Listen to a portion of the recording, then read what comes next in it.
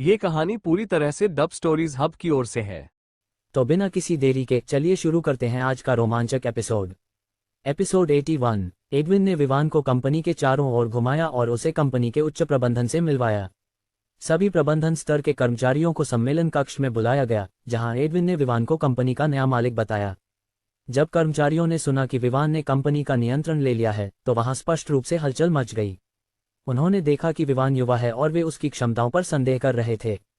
यह नहीं था कि वे विवान से नफरत करते थे, बस ये था कि आजकल कुछ युवा अपने माता पिता की संपत्ति पर निर्भर रहते हैं और लोगों पर हुकूमत करते हैं। इसके अलावा विवान के कैजुअल कपड़े एक ऐसे व्यक्ति के लिए नहीं लग रहे थे जो ऑफिस के प्रति गंभीर हो। जब उन्होंने एक दूसरे से फुसफुसाते हुए देखा, तो एडविन ने थोड़ी देर के लिए माथा सिकुड़ते हुए विवान की ओर देखा। जब उसने विवान के उदासीन चेहरे को देखा, तो उसने राहत की सांस ली और फिर से कर्मचारियों की ओर देखा। मैं आपको एक बात बताना चाहता हूं। अगर आप श्री विवान को उसी तरह देख रहे हैं जैसे आप उन नए धनिकों के बच्चों को देखते हैं जो अपने माता पिता की संपत्ति का प्रदर्शन करते हैं, तो मैं सुझाव देता हूं कि आप अपनी इस राय को जल्द से जल्द बदल लें। एक पल रुकने के बाद उसने जारी रखा, ये कंपनी श्री विवान द्वारा खरीदी गई है, न कि उनके परिवार द्वारा। दूसरे शब्दों में, यह अब उनका व्यवसाय है। इसलिए मैं उम्मीद करता हूं कि आप श्री विवान का सम्मान करेंगे जैसे आपने मेरे समय में किया था। और आपको ये जानना चाहिए कि अगर आपका प्रदर्शन औसत से कम है, तो श्री विवान आपको निकाल सकते हैं और किसी और को रख सकते हैं जो आपका काम अच्छे से कर सके। एडविन के शब्दों ने 30 से अधिक कर्मचारियों के समूह को चुप करा दिया। उन्होंने विवान को एक नई नज़र से देखा, खासकर उन लोगों ने जो शीर्ष पर थे और कंपनी के मूल्य के बारे में जानते थे। कंपनी को खरीदने के लिए विवान के पास कम से कम 3000 करोड़ रुपए होने चाहिए। हालांकि उन्होंने संदेह किया कि यह विवान का पैसा है और न कि उसके परिवार का, फिर भी उन्हें उसे सम्मान देना पड़ा क्योंकि उसके परिवार ने उसे इतनी बड़ी राशि सौंप दी थी। मिस्टर विवान, मैं सेफ्टी इन्फोसिस का वर्तमान सीईओ मैक्सवेल अस्तुल हूं। एक मध्यम आयु के व्यक्ति ने, जो परिष्कृत स्वभाव का था, आगे बढ़कर विवान का अभिवादन किया। विवान ने दूसरे पक्ष को सिर हिलाया जब उन्होंने हाथ मिलाया। इस व्यक्ति के स्वभाव से विवान उससे बहुत उम्मीद कर रहा था, लेकिन अगर वह वास्तव में उसकी उम्मीदों पर खरा उतरा, तो यह निश्चित रूप से इंतजार करना होगा। परिचय प्रक्रिया के बाद विवान ने देखा कि कंपनी कैसे संचालित हो रही थी। उसने पाया कि कई अनुबंध अभी भी चल रहे थे और कुछ ऐसे थे जिन्हें अभी भी संसाधित करने की आवश्यकता थी। इन सभी को देखने के बाद विवान ने अंततः समझा कि कंपनी कैसे संचालित होती है। उसके दृष्टिकोण से इसमें कुछ भी गलत नहीं था, लेकिन उसे कुछ बदलाव करने थे। इसलिए उसने कंपनी का खाता मांगा और 1100, 654, 890 रुपये ट्रांसफर किए। उसने तय किया कि वह उस व्यक्ति पर विश्वास करेगा जिसे एडविन ने कंपनी का प्रभारी बनाया था। वह विश्वसनीय और ईमानदार था। हालांकि वह इस पैसे को खो सकता था जो उसने अभी ट्रांसफर किया था, कम से कम उसे पता चलेगा कि कंपनी का प्रभारी व्यक्ति ऐसा नहीं था जिस पर वह भरोसा कर सके। इसके अलावा जिस तरह से वह शीतल के साथ व्यवहार करेगा अगर वह उसे धोखा देती है, ठीक उसी तरह वह मैक्सवेल के साथ भी व्यवहार करेगा। मैक्सवेल खुद हैरान था कि विवान पहले दिन कंपनी के अध्यक्ष के रूप में इतनी बड़ी राशि का निवेश कर सकता है। वह अकेला नहीं था, बल्कि दूसरी ओर एडविन की आंखें भी आश्चर्य से चौड़ी हो गईं। विवान ने उसे पिछले दिन 4000 करोड़ रुपए ट्रांसफर किए थे। अब वह कंपनी को सुधारने के लिए 1100 करोड़ रुपए का निवेश कर रहा था। अगर पैसे का सही तरीके से इस्तेमाल किया गया, तो यह निश्चित था कि कंपनी का मूल्य बढ़ेगा। हालांकि निवेश केवल 1000 करोड़ रुपए था। 1 या 2 साल के भीतर, बशर्ते कि फंड का सही तरीके से उपयोग किया जाए, कंपनी का मूल्य कुछ 100 करोड़ या शायद 1 पूरा अरब बढ़ने में कोई समस्या नहीं होगी। अब वह सोचने लगा कि क्या उसने कम कीमत बताई थी। शायद अगर उसने अधिक कीमत बताई होती, तो विवान निश्चित रूप से बिना मोलभाव किए उसे दे देता, है ना? खैर, अब पछताने के लिए बहुत देर हो चुकी थी क्योंकि उन्होंने पहले ही ट्रांसफर समझौते पर हस्ताक्षर कर दिए थे। हालांकि ट्रांसफर पहले ही पूरा हो चुका था, लेकिन अन्य कानूनी प्रक्रियाएं थीं जिन्हें निपटाना था। आखिरकार, एक कंपनी का ट्रांसफर केवल ट्रांसफर समझौते पर हस्ताक्षर करने के बारे में नहीं होता। आप उस पैसे का उपयोग हर क्षेत्र में सुधार करने के लिए कर सकते हैं जिसे सुधारने की आवश्यकता है। अगर कुछ लोगों की भर्ती की आवश्यकता है, तो और अधिक भर्ती करें। और मैं चाहता हूं कि आप वेतन में उदार रहें। आपसे शुरू करते हुए आपके वेतन में 20% की वृद्धि होगी। दूसरों को भी अपनी वृद्धि मिलेगी। अगर पैसे की कमी हो, तो कृपया मुझे पहले से बताएं। विवान ने मैक्सवेल को वही निर्देश दिए जैसे उसने शीतल को दिए थे। इसके बाद वह एडविन के साथ कंपनी के अन्य क्षेत्रों की जांच करने के लिए निकल गया। हालांकि विवान ने अपने कर्मचारियों के वेतन बढ़ाने का निर्णय लिया था, ये केवल बिना किसी कारण के नहीं था। वह चाहता था कि वे कंपनी के प्रति वफादार रहें और यही कारण था कि उसने उनके वेतन में वृद्धि की। हालांकि उसे पता था कि कुछ नासमझ लोग अभी भी कंपनी को धोखा देंगे जब तक कि कोई बेहतर अवसर न मिले। विवान को इस बात की चिंता नहीं थी कि उसके लिए कंपनी चलाने वाला कोई नहीं होगा। श्री विवान, अब तुम मुझे बुरा दिखा रहे हो, एडविन हंसते हुए बोला जब वह विवान को घुमा रहा था। मैंने ऐसा कैसे किया? विवान ने पूछा, क्योंकि वह नहीं समझ पाया कि एडविन क्या संकेत दे रहा था। खैर, तुम उन्हें ये सोचने पर मजबूर कर रहे हो कि मैं पर्याप्त उदार नहीं था। तुमने अभी कंपनी का नियंत्रण लिया है और तुमने उनके वेतन बढ़ा दिए। एडविन ने ये शब्द कहते हुए कड़वे हंसते हुए कहा। विवान को अंततः समझ में आया कि एडविन क्या कहना चाह रहा था।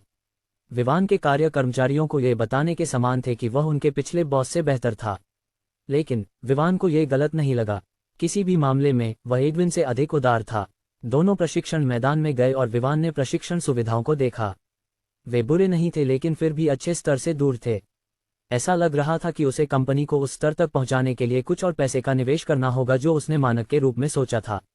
जब वे कंपनी से बाहर निकले तो पहले से ही दोपहर हो चुकी थी, लगभग 1 बजे। वे चिड़ा होटल में अपने दोपहर के भोजन के लिए वापस गए। पहले की तरह एडविन ने भोजन का भुगतान किया। हालांकि विवान इसे चुकाने में सक्षम था, चूंकि एडविन ने जोर दिया, उसे कुछ सम्मान देना पड़ा और उसे बिल चुकाने दिया। विवान सोच सकता था कि यह एडविन का उसे यह साबित करने का तरीका था कि वह उदार है। खैर, विवान को इस बारे में कोई परवाह नहीं थी। दिन के अंत में यह उसे प्रभावित नहीं करेगा कि एडविन उदार है या नहीं, इसलिए उसने बस इस बारे में अनजान होने का नाटक किया। फिर एडविन ने विवान को एक ऑटोमोबाइल स्टोर में ले जाया जो करीब था और जिसमें बेहतर कारें थीं। हालांकि विवान ने कम प्रोफाइल बनाए रखने का निर्णय लिया था, लेकिन वह नहीं चाहता था कि वही घटना फिर से हो जहां उसकी कार को किसी और ने तोड़ दिया।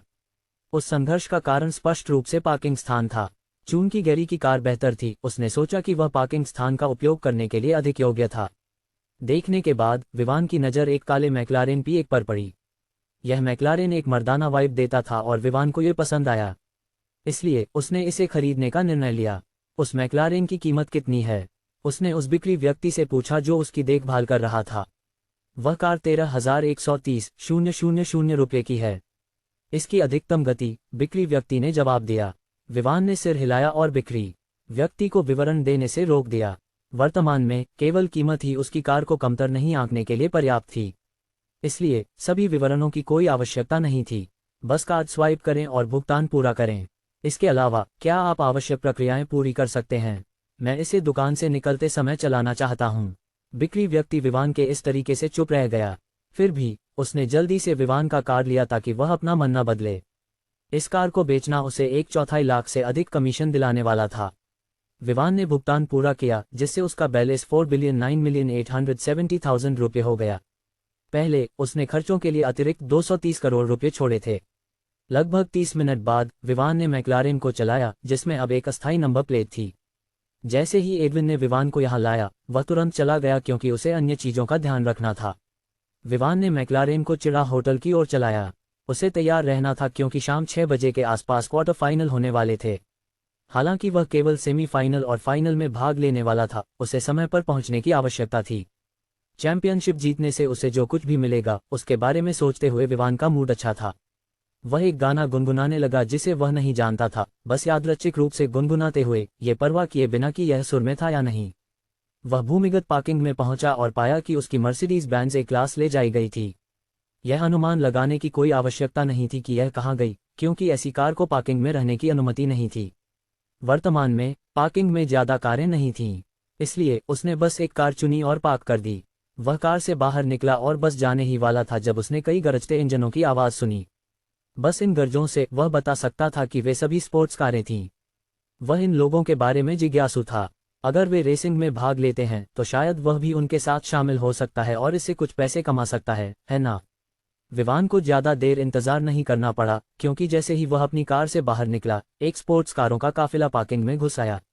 विवान को जो बात परेशान कर रही थी वह ये थी कि ड्राइवर पार्किंग में तेज गति से गाड़ी चला रहे थे। अगर कोई दुर्घटना होती है तो इसके परिणाम क्या होंगे, ये सोचकर वह चिंतित था। कारें पार्क की गईं और पहले की तरह उन्होंने लगभग सभी खाली पार्किंग स्थानों पर कब्जा कर लिया। हालांकि यह पहले से ही दोपहर थी, चिड़ा होटल में अभी भी कई मेहमान थे। कुछ ही समय बाद सुबह में विवान से मिले युवा जोड़ों में से कुछ अपनी कारों से उतरे। जब विवान ने देखा कि यह वही समूह है तो वह उनके साथ बातचीत करने के मूड में नहीं था। उसने तुरंत मुड़कर लिफ्ट की ओर चलना शुरू कर दिया। उसके लिए ऐसे बेकार लोगों के साथ रुकना जरूरी नहीं था। एक ने उसकी कार को तोड़ा था जबकि दूसरे ने उसे अपना मंगेतर बताया था। अगर यह समूह बेकार नहीं था तो और क्या था? वह बस जा रहा था जब उसने किसी की आवाज़ सुनी, हे दीपिका, क्या वह तुम्हारा मंगेतर नहीं है? जैसे ही इस युवा ने ये शब्द कहे, सभी ने विवान की ओर देखा, उसे ध्यान से देखने की कोशिश की। पिछली बार उनके पास उसे देखने का समय नहीं था क्योंकि वे या तो उसे पीटने के लिए तैयार थे या वे जो कुछ सुना था उससे चकित थे। हालांकि विवान इस समय सफ़ेद सूट के बजाय अलग कैजुअल कपड़े पहने हुए था, फिर भी उसकी आकृति उनके दिमाग में छपी हुई थी। बस उसकी पीठ से वे उसे पहचान सकते थे। दीपिका ने विवान को एक जटिल अभिव्यक्ति के साथ देखा। पूजा ने विवान को देखा जो अभी भी जा रहा था जैसे उसने उन्हें नहीं देखा, और फिर दीपिका को देखा जो उसे देख रही थी। उसने माथा सिकोड़ लिया। अगर दोनों वास्तव में सगाई कर चुके थे तो मंगेतर अपने मंगेतर को क्यों नजरअंदाज कर रहा था? क्या उनके बीच कोई बहस हुई थी या दोनों को एक दूसरे से पहले से ही नफरत थी? वह अभी दीपिका से इस बारे में पूछने ही वाली थी जब किसी और ने उससे पहले ही पूछ लिया। लेकिन जिस व्यक्ति को संबोधित किया गया वह दीपिका नहीं बल्कि विवान था। नमस्ते, क्या तुम हमें माफी मांगने की अनुमति नहीं दोगे? चूंकि तुम दीपिका के मंगेतर हो, तुम्हें हमें अजनबियों की तरह नहीं देखना चाहिए, है ना? हर्ष ने विवान पर चिल्लाया। हालांकि उसे विवान पसंद नहीं था, लेकिन उसे विवान के बारे में जानने के लिए सब कुछ करना पड़ा। जब वे बाहर गए तो उसने दीपिका से विवान के बारे में जानकारी प्राप्त करने की कोशिश की थी, लेकिन कुछ नहीं मिला। अंत में उसने सोचा कि अगर वह विवान को अपने साथ शामिल कर सके तो यह अच्छा होगा। फिर वह ये दिखावा करेगा कि वह उसके साथ दोस्ती करना चाहता है। सभी जानकारी प्राप्त करने के बाद वह फिर से कार्रवाई करेगा ताकि यह सुनिश्चित हो सके कि विवान और दीपिका के बीच की सगाई रद्द हो जाए। यह एक परफेक्ट योजना थी। उसने दीपिका के मंगेतर और माफी मांगने जैसे शब्दों का उपयोग किया ताकि विवान उन्हें बात करने की अनुमति दे। फिर वे एक दूसरे से परिचित हो जाएंगे और वह उसके साथ दोस्ती कर लेगा। खैर, ये सब योजनाएं और सपने थे, लेकिन कभी कभी सभी योजनाएं और सपने वास्तविकता में पूरे नहीं होते। इसके लिए कोई आवश्यकता नहीं है। विवान का संक्षिप्त उत्तर हर्ष के कानों में पहुंचा, जिससे उसका चेहरा काला पड़ गया। ये पहली बार था जब वह किसी को अपने साथ शामिल होने के लिए आमंत्रित कर रहा था। अंत में उसका आमंत्रण ठुकरा दिया गया, और इतने सारे लोगों के सामने। यह उसके समूह में उसकी प्रतिष्ठा पर धब्बा था। विवान को आश्चर्य हुआ कि वे अभी भी सोचते हैं कि वह दीपिका का मंगेतर है, लेकिन वास्तव में वह नहीं था। और विवान ने तय किया कि अगर दीपिका ने यह दावा करना जारी रखा कि वह उसका मंगेतर है तो उसे निश्चित रूप से इसका बदला लेना होगा। इस पल में विवान ने सोचा कि शायद दीपिका उसे एक ढाल के रूप में इस्तेमाल कर रही है ताकि कोई और उसे पटाने की कोशिश न कर सके। हालांकि उसे यह पसंद नहीं था, उसने अभी के लिए इसे नजरअंदाज करने का निर्णय लिया। विवान, एक पल रुको। दीपिका की आवाज उसके कानों में पहुंची, जिससे उसकी अभिव्यक्ति अचानक बदल गई और उसने अपने कदम रोक दिए। उसने सोचा था कि दूसरी पार्टी उसे नहीं जानती और उसे बस एक ढाल के रूप में इस्तेमाल कर रही है। किसने सोचा था कि वह वास्तव में उसका नाम जानती है? या क्या होटल ने उसकी जानकारी उसे दी? इस बारे में सोचते हुए उसने माथा सिकोड़ लिया। यह एक 5 सितारा होटल था और उसे यकीन था कि ग्राहकों की जानकारी देना आसान नहीं था। लेकिन अगर कोई उस जगह का मालिक था या होटल के मालिक के साथ संबंध रखता था तो वह आसानी से उस जानकारी को प्राप्त कर सकता था। जैसे ही दीपिका ने देखा कि विवान रुक गया है, उसने राहत की सांस ली और उसकी ओर तेजी से बढ़ी।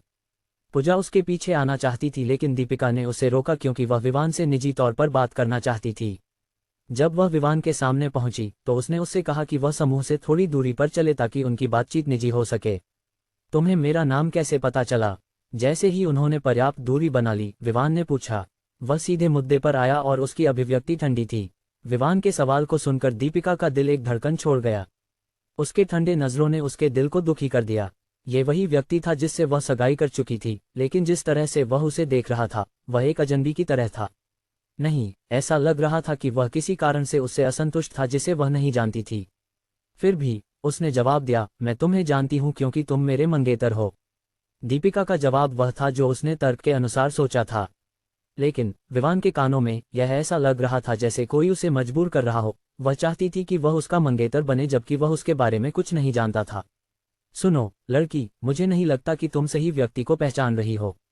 जितना मुझे पता है मेरी कोई प्रेमिका नहीं है, मंगेतर तो छोड़ ही दो, विवान ने स्पष्ट रूप से कहा। विवान के शब्द दीपिका के दिल में तीर की तरह चुभ गए। उसने उसे देखा और कहा, मैंने बिल्कुल भी गलत व्यक्ति को नहीं पहचाना। क्या तुम विवान रॉय नहीं हो? क्या तुमने मेरी जानकारी होटल से प्राप्त की? विवान ने माथा सिकोड़ते हुए पूछा। बिल्कुल नहीं, मुझे ये भी पता है कि तुम क्रिस्टल सिटी से हो और 2 दिन पहले तुम सोमेश्वर सिटी में थे। तुम यहाँ वेंचर सिटी में क्यों हो, मुझे इस बारे में नहीं पता। दीपिका ने कहा, क्या तुमने मेरी जांच की? विवान की मुद्रा थोड़ी आक्रामक हो गई। वह कैसे दूसरों को अपनी जानकारी देखने की अनुमति दे सकता था और फिर ये दिखावा कर सकता था कि वह उसे जानता है। दीपिका ने देखा कि विवान गुस्से में लग रहा था, तो उसने एक कदम पीछे हटते हुए जल्दी से सिर हिलाया और पूछा, क्या तुम्हें नहीं बताया गया कि हम 2 दिन पहले सगाई कर चुके हैं? यह एक ऐसा सवाल था जो दीपिका को परेशान कर रहा था। 2 दिन हो चुके थे जब दोनों ने धीरेन्द्र की अनुमति से सगाई की थी। जो वह नहीं जानती थी वह यह था कि धीरेन्द्र ने विक्टर को बताया था कि विवान ने सगाई के लिए सहमति नहीं दी थी, और चूंकि उन्होंने पहले ही सहमति दी थी कि विवान दीपिका से सगाई कर चुका है, उन्होंने ये तय किया कि वे इस बात को विवान से कुछ समय के लिए छिपाकर रखेंगे ताकि वह उनकी योजनाओं को न बिगाड़ सके। फिर इस समय के दौरान जब विवान को यह नहीं पता था कि क्या हुआ, वे उसे रॉय परिवार के महल में वापस लाने के तरीके खोजेंगे। उसे मनाने के बाद वे उसे सगाई के बारे में बताएंगे। फिर जब तक विवान को इससे कोई आपत्ति नहीं होगी, सौदा पूरा हो जाएगा। लेकिन उन्होंने कभी उम्मीद नहीं की थी कि दोनों एक ऐसी जगह पर मिलेंगे जहां उन्हें कोई जानकारी नहीं थी। उन्हें यह नहीं पता था कि विवान वेंचर सिटी जाएगा और न ही यह उम्मीद थी कि दीपिका वहां होगी। किसने बताया? विवान उलझन में था। फिर उसने 2 दिन पहले के शब्द के बारे में सोचा। तभी उसे याद आया कि धीरेन्द्र उसे लेने आया था। सब कुछ इसीलिए था ताकि वह किसी से सगाई कर सके। अगर वह सही से याद करता है तो उसने सगाई के लिए सहमति नहीं दी थी।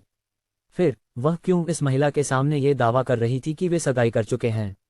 उसे अचानक याद आया कि धीरेन्द्र ने उसे परिवार से निकाल दिया था और उसने उसे बलात् वापस लाने की कोशिश की थी।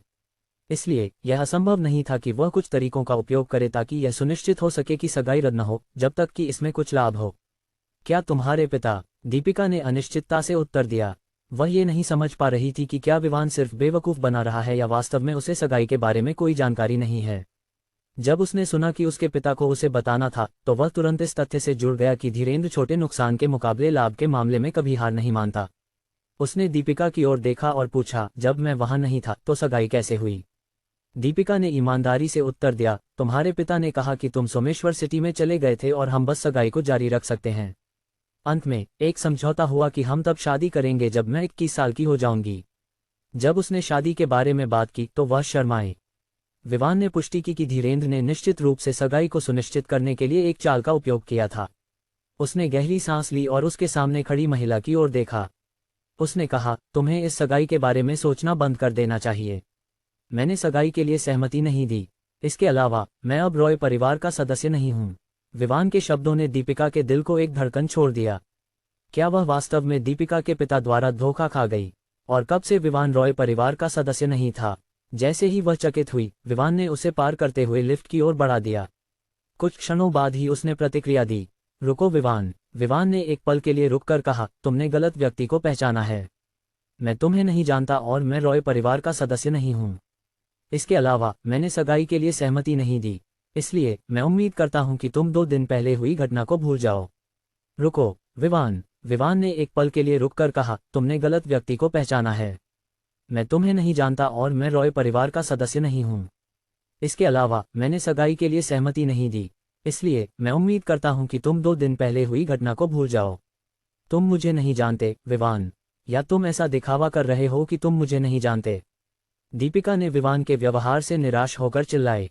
विवान ने फिर से उसकी ओर देखा और पूछा, क्या मुझे पहले तुम्हें जानना चाहिए था? उसकी यादों के अनुसार उसे इस महिला के बारे में कुछ भी याद नहीं था। न उसका नाम, न उसकी आवाज, न उसकी आंखें, न उसकी आकृति। उसके बारे में उसके मन में कुछ भी नहीं था। दीपिका की आंखें उस समय लाल हो गईं जब उसने देखा कि विवान इस मामले में गंभीर है। उसने अपने होंठ काटे और उसकी आंखों में घूरते हुए देखा। विवान उसकी नजरों से बिल्कुल नहीं झिझका और उसकी प्रतिक्रिया का इंतजार किया। हम 1 साल पहले मिले थे। अगर तुम मुझे पीछे खींचकर नहीं बचाते तो मैं एक दुर्घटना में मारी जाती। दीपिका ने ये शब्द आशा के साथ कहे। उसकी आंखों में चमक थी, यह उम्मीद करते हुए कि विवान उसे याद करेगा अगर यह सच है कि उसने उसे भुला दिया है। विवान ने पिछले साल की सभी यादों को याद करने की कोशिश की। अब जब उसका मन मजबूत हो गया था, वह अतीत में हुई कई चीज़ों को याद कर सकता था। हालांकि वे नई यादों की तरह स्पष्ट नहीं थीं, जो उसे अपनी ताकत बढ़ाने के बाद मिली थी, फिर भी उसकी क्षमता अच्छी थी। याद करने के बाद उसने किसी भी मामले को नहीं पाया जहां उसने किसी को बचाया हो। चाहे वह जो भी सोचता, उसने कभी किसी को दुर्घटना से नहीं बचाया था। उसने सिर हिलाते हुए जवाब दिया, मुझे खेद है, लेकिन शायद तुम मुझे किसी और के साथ भ्रमित कर रही हो। आखिरकार मैं आज तक किसी को नहीं बचाने की याद नहीं रखता। ये सच था, विवान कभी भी ऐसी स्थिति में नहीं रहा जहां उसे किसी को बचाना पड़ा हो। हालांकि अगर वह किसी को बचा सकता था तो वह जरूर करता, लेकिन इसका मतलब यह नहीं था कि वह सभी को बचा सकता था। दीपिका ने विवान के इनकार को सुनकर लगभग रोने लगी। वह तब से विवान से प्यार कर रही थी जब से उसने उसे बचाया था। जिस दिन उसने उसे बचाया था वह इतनी चौंकी हुई थी कि विवान को खोजने की कोशिश नहीं कर सकी।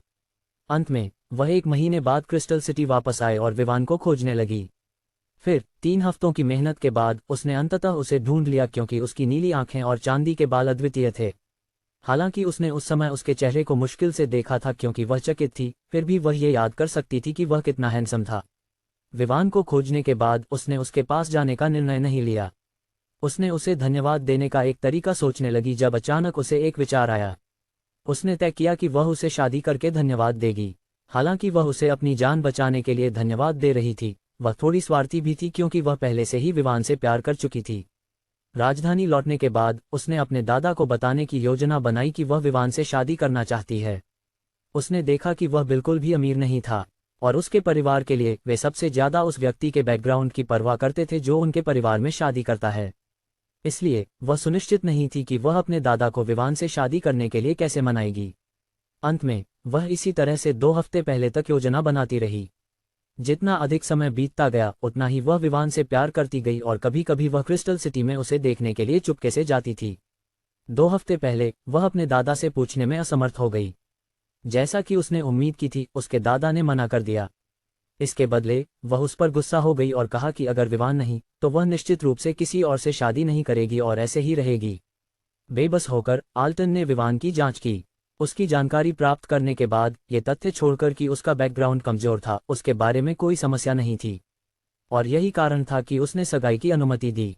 अब वे सगाई कर चुके थे और वह मंगेतर जिसे वह मिलने और बात करने की उम्मीद कर रही थी, उसकी शादी का इंतजार कर रही थी, उसे एक अजनबी की तरह देख रहा था। वह उसके बारे में कुछ भी याद नहीं कर रहा था। यह उसे दुखी और पछतावा महसूस कराता था। वह चाहती थी कि उसने विवान से तब मुलाकात की होती जब वह क्रिस्टल सिटी में आ रही थी। इस तरह वे पहले से एक दूसरे से परिचित हो सकते थे।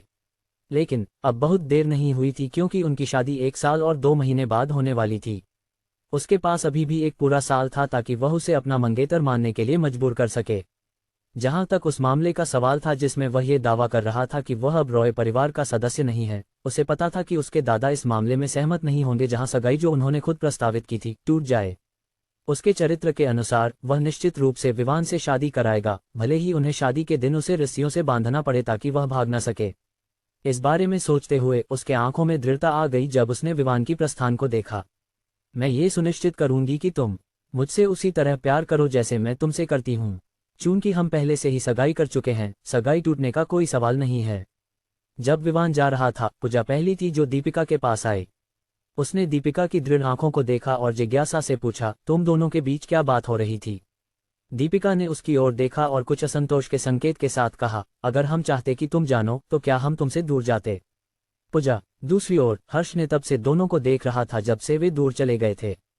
उसने उनके शरीर की हरकतों को भी देखा। जैसा कि उसने देखा, ऐसा लग रहा था कि विवान दीपिका पर दबाव डाल रहा था। दीपिका ने उसे सगाई के मुद्दे पर छोड़ने के लिए कहा, लेकिन विवान आक्रामक हो गया। हालांकि वे थोड़ी दूरी पर थे, भूमिगत पार्किंग अच्छी तरह से रोशनी में थी। नतीजतन वह अभी भी कुछ चेहरे के भावों को देख सकता था जब तक कि वे प्रमुख थे। उसने देखा कि दीपिका कैसे उदास हो गई और जब वह रोने ही वाली थी। फिर उसकी दृढ़ता, सब कुछ उसके लिए सही तरीके से अनुवादित हुआ और उससे कुछ भी छिपा नहीं था। दीपिका की दृढ़ता जब उसने अपनी मुट्ठियां भींची, हाँ, ये निश्चित रूप से इस बात का संकेत था कि वह सगाई को खत्म करने के लिए दृढ़ थी। और इस तथ्य से कि वह इसे उनसे छिपा रही थी, ये स्पष्ट था कि वह नहीं चाहती थी कि वे हस्तक्षेप करें। लेकिन वह निश्चित रूप से हस्तक्षेप करेगा और यह सुनिश्चित करेगा कि उसका सपना पूरा हो। वह ये सुनिश्चित करेगा कि विवान उसे छोड़ दे, लेकिन ये सब गुप्त रूप से किया जाएगा। ... न तो विवान और न ही दीपिका को हर्ष की योजनाओं के बारे में कोई जानकारी थी।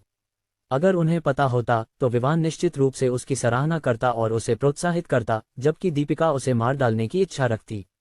बाद में उस शाम अरेना भरी हुई थी। आज यहाँ की भीड़ निश्चित रूप से पिछले दिन की तुलना में अधिक थी। आज फाइनल होने वाला था, इसलिए उन्हें ये सुनिश्चित करना था कि वे इसे देखें। दूसरी ओर इस दिन कई बॉस आए थे जो पिछले दिन वहां नहीं थे, और दर्शकों की भीड़ की तरह ये बॉस भी रोमांचक मैच देखना पसंद करते थे, जो केवल फाइनल के दौरान ही मिलते थे। विवान पहले से ही लॉकर रूम में था। इस दिन वह एडविन के साथ आया था। एडविन ने उसे उठाया और विवान ने उसे मना नहीं किया और एडविन की कार में उसके साथ आया। लॉकर रूम में केवल 8 लोग थे। वहां एक व्यक्ति था जिसे स्कार्ड टाइगर कहा जाता था, जो ऑस्टिन द्वारा विवान के लिए परेशानी पैदा करने के लिए भेजा गया था ताकि यह सुनिश्चित किया जा सके कि विवान जीत न सके। वहां डिफेंडिंग चैंपियन मैडलान भी था, जो विवान की अपेक्षा के अनुसार मांसपेशियों वाला नहीं था, बल्कि एक सामान्य मांसपेशियों वाला आदमी था। वल्चर और गिब्बी भी वहां थे। दूसरे शब्दों में, पिछले चैंपियनशिप के डिफेंडिंग चैंपियन, रनर अप और दूसरे रनर अप आज यहां थे। फिर विवान और 3 अन्य जो क्वार्टर फाइनल के लिए क्वालिफाई कर चुके थे उपस्थित थे। कमरे में हर कोई अपनी जगह पर था, दूसरे को परेशान किए बिना। लेकिन फिर भी विवान को उन पर नजरें महसूस हो रही थीं।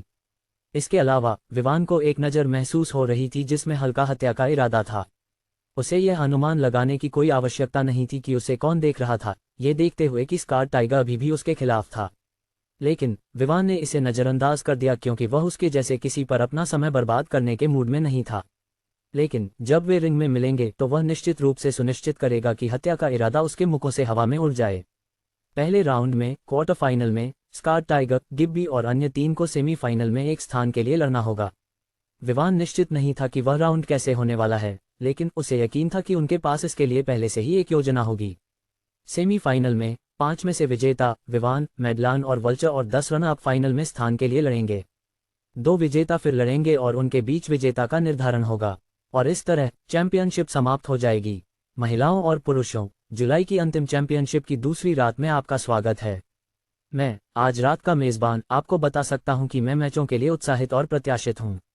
लेकिन हालांकि मैं रेफरी हूं, मैं रिंग के बाहर से ही मैच देखूंगा। मुझे उम्मीद है कि आप मुझे दोष नहीं देंगे क्योंकि मैच इतने रोमांचक हैं कि वे मुझे डरा देते हैं। लेकिन चलो इन सबको एक तरफ रखते हैं और क्वार्टर फाइनल शुरू करते हैं। महिलाओं और पुरुषों, जुलाई की अंतिम चैंपियनशिप की दूसरी रात में आपका स्वागत है। मैं आज रात का मेजबान आपको बता सकता हूं कि मैं आज रात के मैचों के लिए उत्साहित और प्रत्याशित हूं। लेकिन हालांकि मैं रेफरी हूं, मैं रिंग के बाहर से ही मैच देखूंगा। मुझे उम्मीद है कि आप मुझे दोष नहीं देंगे क्योंकि मैच इतने रोमांचक हैं कि वे मुझे डरा देते हैं। लेकिन चलो इन सबको एक तरफ रखते हैं और क्वार्टर फाइनल शुरू करते हैं। क्वार्टर फाइनल के नियमों से शुरू करते हैं। मैच हारने का तरीका वही है, लेकिन कृपया अगर आप मैच हारते हैं तो मरने तक मत रुकिए। खैर, आज सभी मैच होने वाले हैं, इसलिए क्वार्टर फाइनल में लड़ते समय सुनिश्चित करें कि आप सेमीफाइनल में लड़ने के लिए अच्छी स्थिति में हों।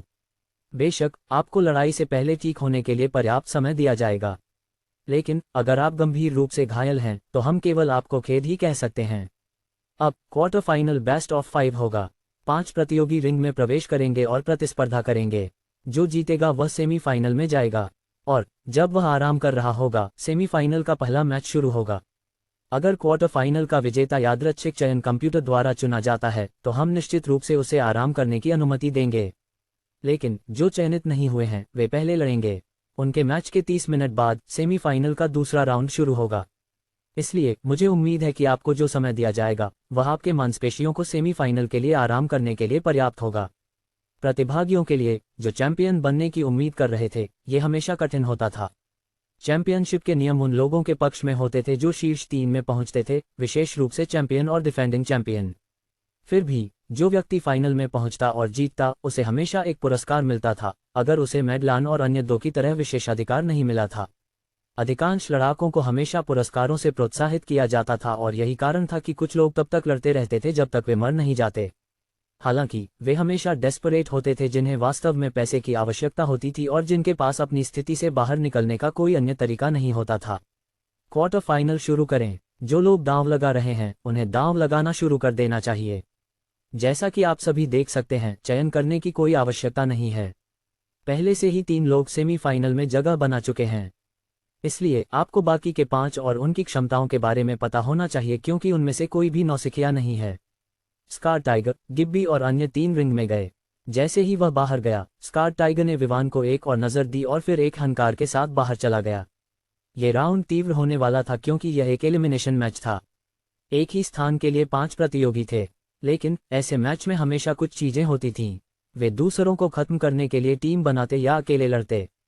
लेकिन जो अकेले लड़ते थे वे निश्चित रूप से पहले समाप्त होने वाले होते थे। एक और बात जो होती थी वह ये थी कि अन्य हमेशा रिंग में मौजूद सबसे मजबूत व्यक्ति को निशाना बनाने के लिए टीम बनाते थे। फिर वे अगले राउंड के लिए योग्य व्यक्ति को खोजने के लिए आपस में लड़ना शुरू करते थे।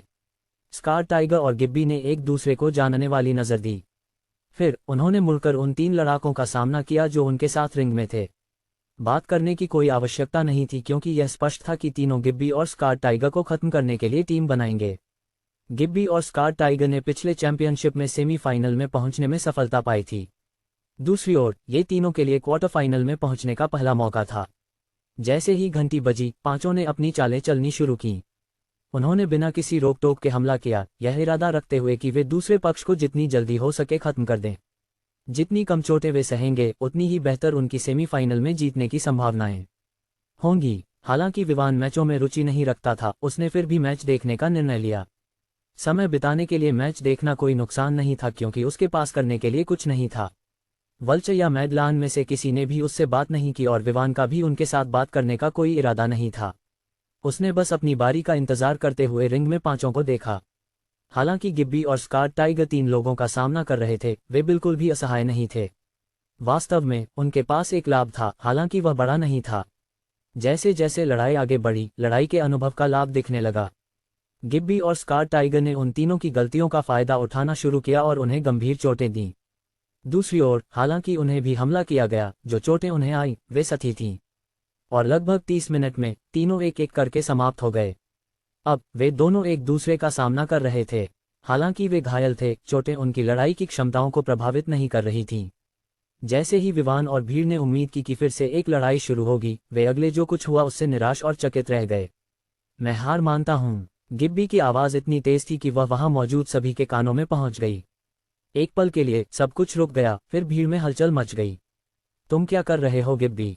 मैंने अभी गिब्बी पर दांव लगाया और अब तुम कह रहे हो कि तुम बिना लड़े हार मानने वाले हो। मैं इसे स्वीकार नहीं कर सकता। मैं अपना पैसा वापस चाहता हूँ। यहाँ कुछ तो गड़बड़ है। अगर उसे पता था कि वह हार मानने वाला है तो वह रिंग में क्यों गया? स्कार टाइगर को जीतने में मदद करने के लिए। बस चुप रहो। क्या तुम नहीं देख रहे कि ये दोनों के बीच एक मौन समझौता है? अगर वे सेमीफाइनल में जीतने का मौका चाहते हैं तो उन्हें एक को चुनना होगा। बेशक तुम ऐसा कहोगे क्योंकि तुमने स्कार टाइगर पर दांव लगाया है। मुझे नहीं लगता कि मैंने तुम्हें ऐसा करने से रोका है ना? मैं तुम्हें अभी मार डालूंगा। जो हलचल मची थी वह इतनी तीव्र थी, लेकिन यह अप्रत्याशित नहीं था क्योंकि जिस तरह से मैच समाप्त हुआ वह निश्चित रूप से सबसे अच्छा तरीका नहीं था।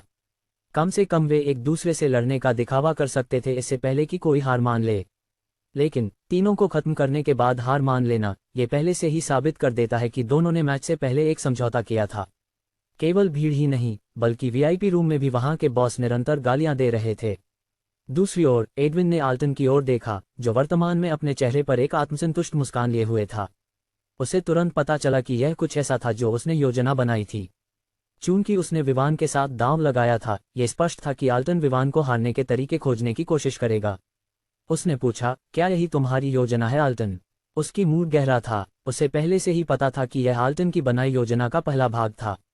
इसमें निश्चित रूप से अन्य चालें शामिल होंगी। एडविन ये भी समझ सकता था कि आल्टन इस हद तक क्यों जाएगा। आखिरकार अगर वह दांव हारता है तो उसे अपनी संपत्ति का 90% खोना पड़ेगा। ये कुछ ऐसा नहीं था जिसे कोई मेहनत से कमाई गई संपत्ति के मालिक आसानी से सहमत हो। आल्टन के चेहरे पर जो मुस्कान थी वह तुरंत ठंडी पड़ गई। उसने गहरे मन से एडविन की ओर देखा और पूछा, तुम्हारा मतलब क्या है? क्या तुम मुझे बदनाम करने की कोशिश कर रहे हो? क्या बदनामी? तुम इसे नकारने की कोशिश कर रहे हो जबकि तुम्हारे चेहरे पर एक पल पहले की मुस्कान ने सब कुछ कह दिया। एडविन ने पलटकर पूछा। वह विवान को सूचित करना चाहता था कि मैचों में एक योजना है, लेकिन वह विवान को इसके बारे में सूचित नहीं कर सकता था क्योंकि विवान पहले से ही लॉकर रूम में था और उसके पास उसे संपर्क करने का कोई तरीका नहीं था। उसने एक सांस ली और मामले को एक तरफ रखने का निर्णय लिया। साथ ही उसने बस यह उम्मीद की कि विवान मुसीबत में नहीं होगा और ये देख सकेगा कि इस मैच का अंत कैसे हुआ।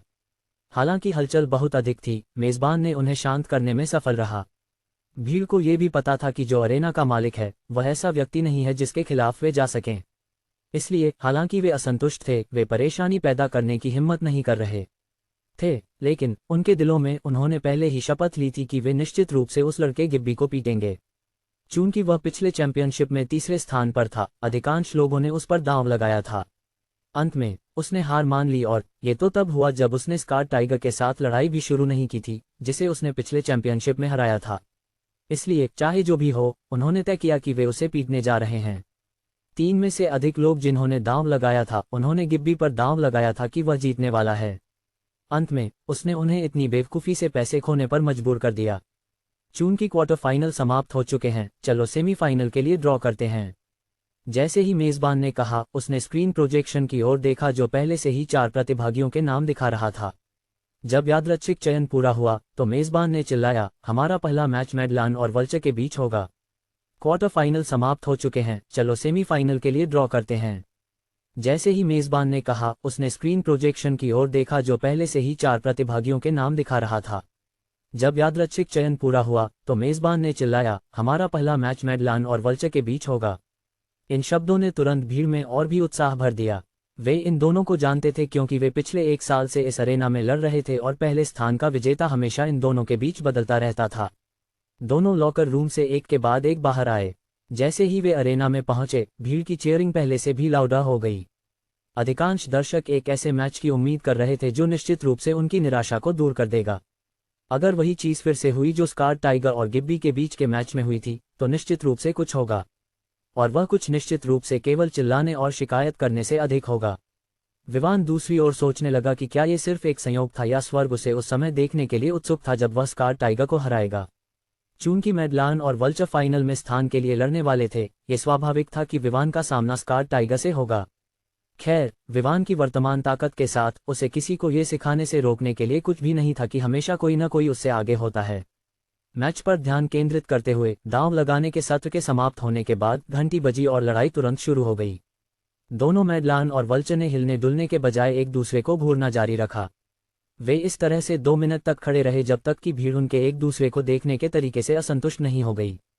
क्या बकवास है, क्या तुम मुझे यह मत बताना कि इस मैच में भी कोई समस्या है? तुम दोनों वहां क्या कर रहे हो? लड़ाई शुरू करो। हमने यहाँ इस बकवास को देखने के लिए पैसे नहीं दिए, हम यहाँ लड़ाई देखने आए हैं। तुम दोनों, तुम्हारी नज़रें क्या हैं? क्या तुम लड़ने वाले हो या नहीं? मुझ पर विश्वास करो, अगर तुम इस पर लड़ना शुरू नहीं करते तो मैं वहां नीचे आकर तुम्हें मुझसे लड़ने पर मजबूर कर दूंगा। तुम क्या बकवास कर रहे हो? तुम हमेशा अपनी पत्नी द्वारा पीटे जाते हो और अब तुम यहाँ अपनी ताकत साबित करने की कोशिश कर रहे हो। तुम्हें फर्क, क्या तुम सोचते हो कि यह पहले जैसा है? आजकल मैंने अपनी पत्नी को काबू में कर लिया है। मैं घर का मालिक हूँ। घर का मालिक? तुम ये कहने की हिम्मत करते हो कि तुमने मुझे काबू में किया?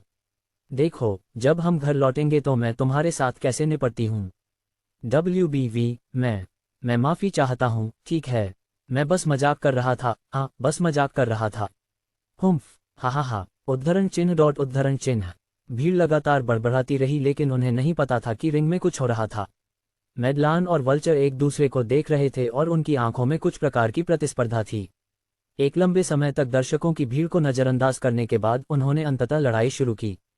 उनके हमले तीव्र थे, एक ही झटके में जीतने के इरादे से। लातें और भूसे बाएं और दाएं उड़ रहे थे क्योंकि दोनों लड़ाकू लगातार हिलते डुलते रहे। जैसे ही दोनों ने एक दूसरे से लड़ना शुरू किया, भीड़ ने शिकायत करना बंद कर दिया। अब वे जोर से चीयरिंग कर रहे थे कि दोनों कितनी तीव्रता से लड़ रहे थे। विवान ने लॉकर रूम में स्क्रीन के माध्यम से चल रही लड़ाई को देखते हुए अपनी आंखें संकुचित कीं। हालांकि अन्य लोग इसे स्पष्ट रूप से नहीं देख पा रहे थे, विवान इसे आसानी से देख सकता था। जब से दोनों एक दूसरे को घूर रहे थे, विवान चौकस हो गया और उनके आंदोलनों का अवलोकन करने लगा। उसने देखा कि दोनों एक दूसरे के साथ संवाद कर रहे थे। ये केवल तब हुआ जब उनमें से एक ने हार मान ली कि दोनों ने लड़ना शुरू किया। तुरंत विवान को पता चला कि ऐसा लगता है कि योजना अभी भी प्रगति पर है, इसलिए उसकी आंखें दोनों के आंदोलनों को ध्यान से देख रही थीं। फिर उसने एक और बात देखी, वह ये थी कि हालांकि दोनों तीव्रता से लड़ रहे थे, वास्तव में वे अंतिम क्षण में अपने घूंसे खींच रहे थे। इसके अलावा उसने देखा कि वे उन अवसरों को भी नज़रअंदाज कर रहे थे जो प्रतिद्वंद्वी को गंभीर नुकसान पहुंचाने के लिए उपयोग किए जा सकते थे। ये देखकर विवान ने तुरंत पुष्टि की कि योजना अभी भी प्रगति पर थी। लेकिन योजना का दूसरा भाग क्या था? विवान पहले से ही इसका अनुमान लगा सकता था। जैसे जैसे लड़ाई आगे बढ़ी, वल्चर एक असुविधा में गिर गया। फिर उसने एक गलती की और मैडलान ने मौके का फायदा उठाया और उसे छाती पर लात मारी। इसके बाद उसने तेजी से उसकी ओर बढ़ते हुए एक और घूंसा फेंका, इससे पहले कि वल्चर खुद को स्थिर कर सके। अंत में चूंकि वल्चर रिंग के किनारे के करीब था, उसे रिंग से बाहर गिरने के लिए मजबूर होना पड़ा। जैसे ही यह हुआ, अरेना में जोरदार चीयर्स गूंज उठे। भीड़ की नज़र में रिंग से बाहर फेंके जाने से हारना अपमानजनक था, लेकिन अगर आपने अच्छी लड़ाई दी है तो उसे बुलाया जा सकता है। वे बस कहेंगे कि आप भाग्यशाली नहीं थे, बस इतना ही। लेकिन विवान की नज़र में सब कुछ स्पष्ट था। एक पेशेवर लड़ाकू के रूप में वह पहले से ही देख सकता था कि क्या हो रहा था। दोनों के आंदोलनों से विवान बता सकता था कि यह पहली बार नहीं था जब वे लड़ाई के बजाय प्रदर्शन कर रहे थे। इस लड़ाई का अंत बिना किसी गंभीर चोट के आया। वल्चर को रिंग से बाहर फेंकने के मामले में वह देख सकता था कि दोनों जानबूझकर रिंग के किनारे की ओर बढ़ रहे थे। उनकी लड़ाई के अनुभव के साथ कुछ चीजें थीं जिन्हें वे निश्चित रूप से नज़रअंदाज नहीं कर सकते थे। वे इस तथ्य को कैसे नज़रअंदाज कर सकते थे कि अगर वे रिंग से बाहर गिर गए तो मैच समाप्त हो जाएगा। इसलिए हर एक लड़ाकू हमेशा सुनिश्चित करता था कि वह रिंग के किनारे से दूर रहे, भले ही उन्हें एक हमले का सामना करना पड़े। कम से कम उस चोट के साथ उनके पास मैच जीतने का एक मौका था। दूसरी ओर जब तक वे रिंग से बाहर फेंके जाते, मैच समाप्त हो जाता। जितना वे रिंग के किनारे के करीब होते, उतना ही उनके हारने की संभावनाएं बढ़ जाती थीं। विवान ने इस बारे में सोचते हुए सिर हिलाया। हालांकि दोनों का स्तर ऊंचा था, उनके सामने वे नौसिखियों के समान थे। इसके अलावा ऐसा लग रहा था कि उसने मैडलान से बहुत उम्मीद की थी। हालांकि उनके घूंसे अंतिम क्षण में खींचे गए थे, विवान देख सकता था कि वे पूरी ताकत से शुरू कर रहे थे। दूसरे शब्दों में, उन्होंने पूरी ताकत से हमला किया, लेकिन एक गलती की जिससे वल्चर को बचने का मौका मिला। बस ऐसे ही, हालांकि दोनों ने इस मैच में धोखा दिया, उनकी प्रतिष्ठा को नुकसान पहुंचाने के बजाय उनकी प्रतिष्ठा आसमान छू गई, क्योंकि नए प्रशंसक जो उन्हें पहली बार देख रहे थे तुरंत उनके फैन क्लब में शामिल हो गए। मैच के बाद 30 मिनट का इंतजार था और विवान देख सकता था कि यह योजना का एक और भाग था। ये स्कार टाइगर को ठीक होने और लड़ाई से पहले अपनी चरम स्थिति में पहुंचने के लिए पर्याप्त समय देने वाला था। क्वार्टर फाइनल में स्कार टाइगर ने केवल 3 अन्य के साथ निपटने में अपनी ऊर्जा खर्च की थी। अंत में उसे ज्यादा चोटें नहीं आई थीं और मैडलान और वल्चर के बीच की लड़ाई के दौरान, हालांकि उन्होंने पहले ही तय कर लिया था कि कौन जीतने वाला है, उन्होंने फिर भी 20 मिनट से अधिक समय तक लड़ाई की। इस सब समय के साथ साथ अतिरिक्त 30 मिनट, स्कार टाइगर जो केवल थोड़ी थकान से पीड़ित था, पूरी तरह से ठीक हो जाएगा। ये योजनाबद्ध लोग वास्तव में अपनी योजनाओं में गहन थे। बस इतना था कि सभी योजनाएं पूर्ण शक्ति के सामने कुछ भी नहीं थीं और विवान के पास इन तीनों और उनके मास्टरमाइंड के मुकाबले पूर्ण शक्ति थी। 30 मिनट के बाद विवान और स्कार टाइगर रिंग में आए और जैसे ही उन्होंने विवान को देखा, जो सफेद ट्रैकसूट और चेहरे पर चांदी का मास्क पहने हुए था, भीड़ में जोरदार चीयर्स गूंज उठे। वे विवान को पहचानने में कैसे असफल हो सकते थे जब उसने तुरंत अपने पिछले प्रतिद्वंद्वियों को हराया था। अब उन्होंने पहले ही उसके लिए एक फैन क्लब बना लिया था। जो चीज़ दर्शकों के मनोबल और रोमांच को बढ़ा रही थी वह ये थी कि विवान अभी भी अरेना में एक नए चेहरे के रूप में, वर्तमान काले घोड़े के रूप में था। और हालांकि उसका शरीर छोटा था, उसकी ताकत को उसके शरीर के आकार से नहीं मापा जा सकता था, जैसा कि उसके पिछले प्रतिद्वंद्वियों ने इस बात की गवाही दी थी। क्या यही वह लड़का है जिसके बारे में तुम बात कर रहे थे? हाँ, वह खुद को जेके सिल्वर कह रहा है। मुझे लगता है कि एडविन उसे जानता है। क्यों ऐसा लग रहा है कि वह एक युवा है? वह एक युवा है। मुझे नहीं लगता कि वह 20 से अधिक का है। सच में, मैं इस मैच में उसकी प्रदर्शन का इंतजार नहीं कर सकता। बड़े बॉस सभी ये देखने के लिए उत्सुक थे कि आगे क्या होने वाला है और वे इस बात से असंतुष्ट थे कि घंटी अभी तक नहीं बजी। बेशक वे केवल ये देखने के लिए उत्सुक थे कि विवान वास्तव में कितना मजबूत है। गोंग घंटी की आवाज के साथ सेमीफाइनल का दूसरा राउंड अंततः हजारों आंखों की निगाहों के नीचे शुरू हुआ। कुछ क्षण पहले जब गोंग बजने वाला था, दागदार बाघ ने विवान की ओर देखा जो उसके सामने खड़ा था और उसे देखकर हंसने लगा। लगता है कि तुम इतने दुर्भाग्यशाली हो कि आसमान ने कहा कि तुम्हें मेरी ओर से सजा दी जानी चाहिए। अब यहाँ हम हैं, क्या तुम आत्मसमर्पण करोगे या मैं तुम्हें ऐसा करने पर मजबूर करूं? दागदार बाघ ने विवान को देखते हुए आगे कहा, लेकिन मुझे तुम्हें चेतावनी देनी होगी, मैं दूसरों को आत्मसमर्पण कराने में इतना अच्छा नहीं हूं, क्योंकि मैं तुम्हें कुछ टूटी हड्डियों के साथ या एक शव के रूप में रिंग से बाहर भेज सकता हूं। विवान नहीं जानता था कि उसे इस आदमी पर हंसना चाहिए या नहीं, लेकिन वह कम से कम ये समझ गया था कि यहाँ क्या हो रहा था। हालांकि दागदार बाघ को ऑस्टिन द्वारा विवान को मैच हारने के लिए नियुक्त किया गया था, फिर भी वह चैंपियनशिप का एक मौका पाने के लिए आसानी से नहीं जाने वाला था। यहाँ चैंपियन बनने के कुछ फायदे थे जो लोगों को इसे जीतने के लिए प्रेरित कर सकते थे, लेकिन चैंपियन बनना आसान नहीं था क्योंकि यहाँ लगभग हर कारक डिफेंडिंग चैंपियन के पक्ष में था। विवान को यह नहीं पता था कि इस प्रकार की प्रतियोगिता का निर्णय क्यों लिया गया था, क्योंकि वे शीर्ष 3 को चैंपियन बनाना चाहते थे। ये 3 पहले से ही अरेना के प्रति वफादार थे और इसलिए उन्हें कुछ लाभ देने में कोई हानि नहीं थी। यहाँ लाभ इतने बड़े थे कि जब तक इन चैंपियनों को इसका अनुभव होता, वे निश्चित रूप से इसे बनाए रखने के लिए हर संभव प्रयास करते। दूसरी ओर ऐसे हालात थे जैसे मदलान और गिद के। उनका हाल ये था कि वे एक ही गैंग में थे और वर्षों से एक साथ लड़ रहे थे। उन्होंने एक दूसरे के साथ स्पारिंग भी की थी और नतीजतन वे एक दूसरे के साथ परिचित थे। चैंपियनशिप के लिए वे हमेशा सुनिश्चित करते थे कि वे इसे एक दूसरे के बीच बदलते रहें ताकि प्रत्येक को एक हिस्सा मिल सके। आज का दिन अपवाद था।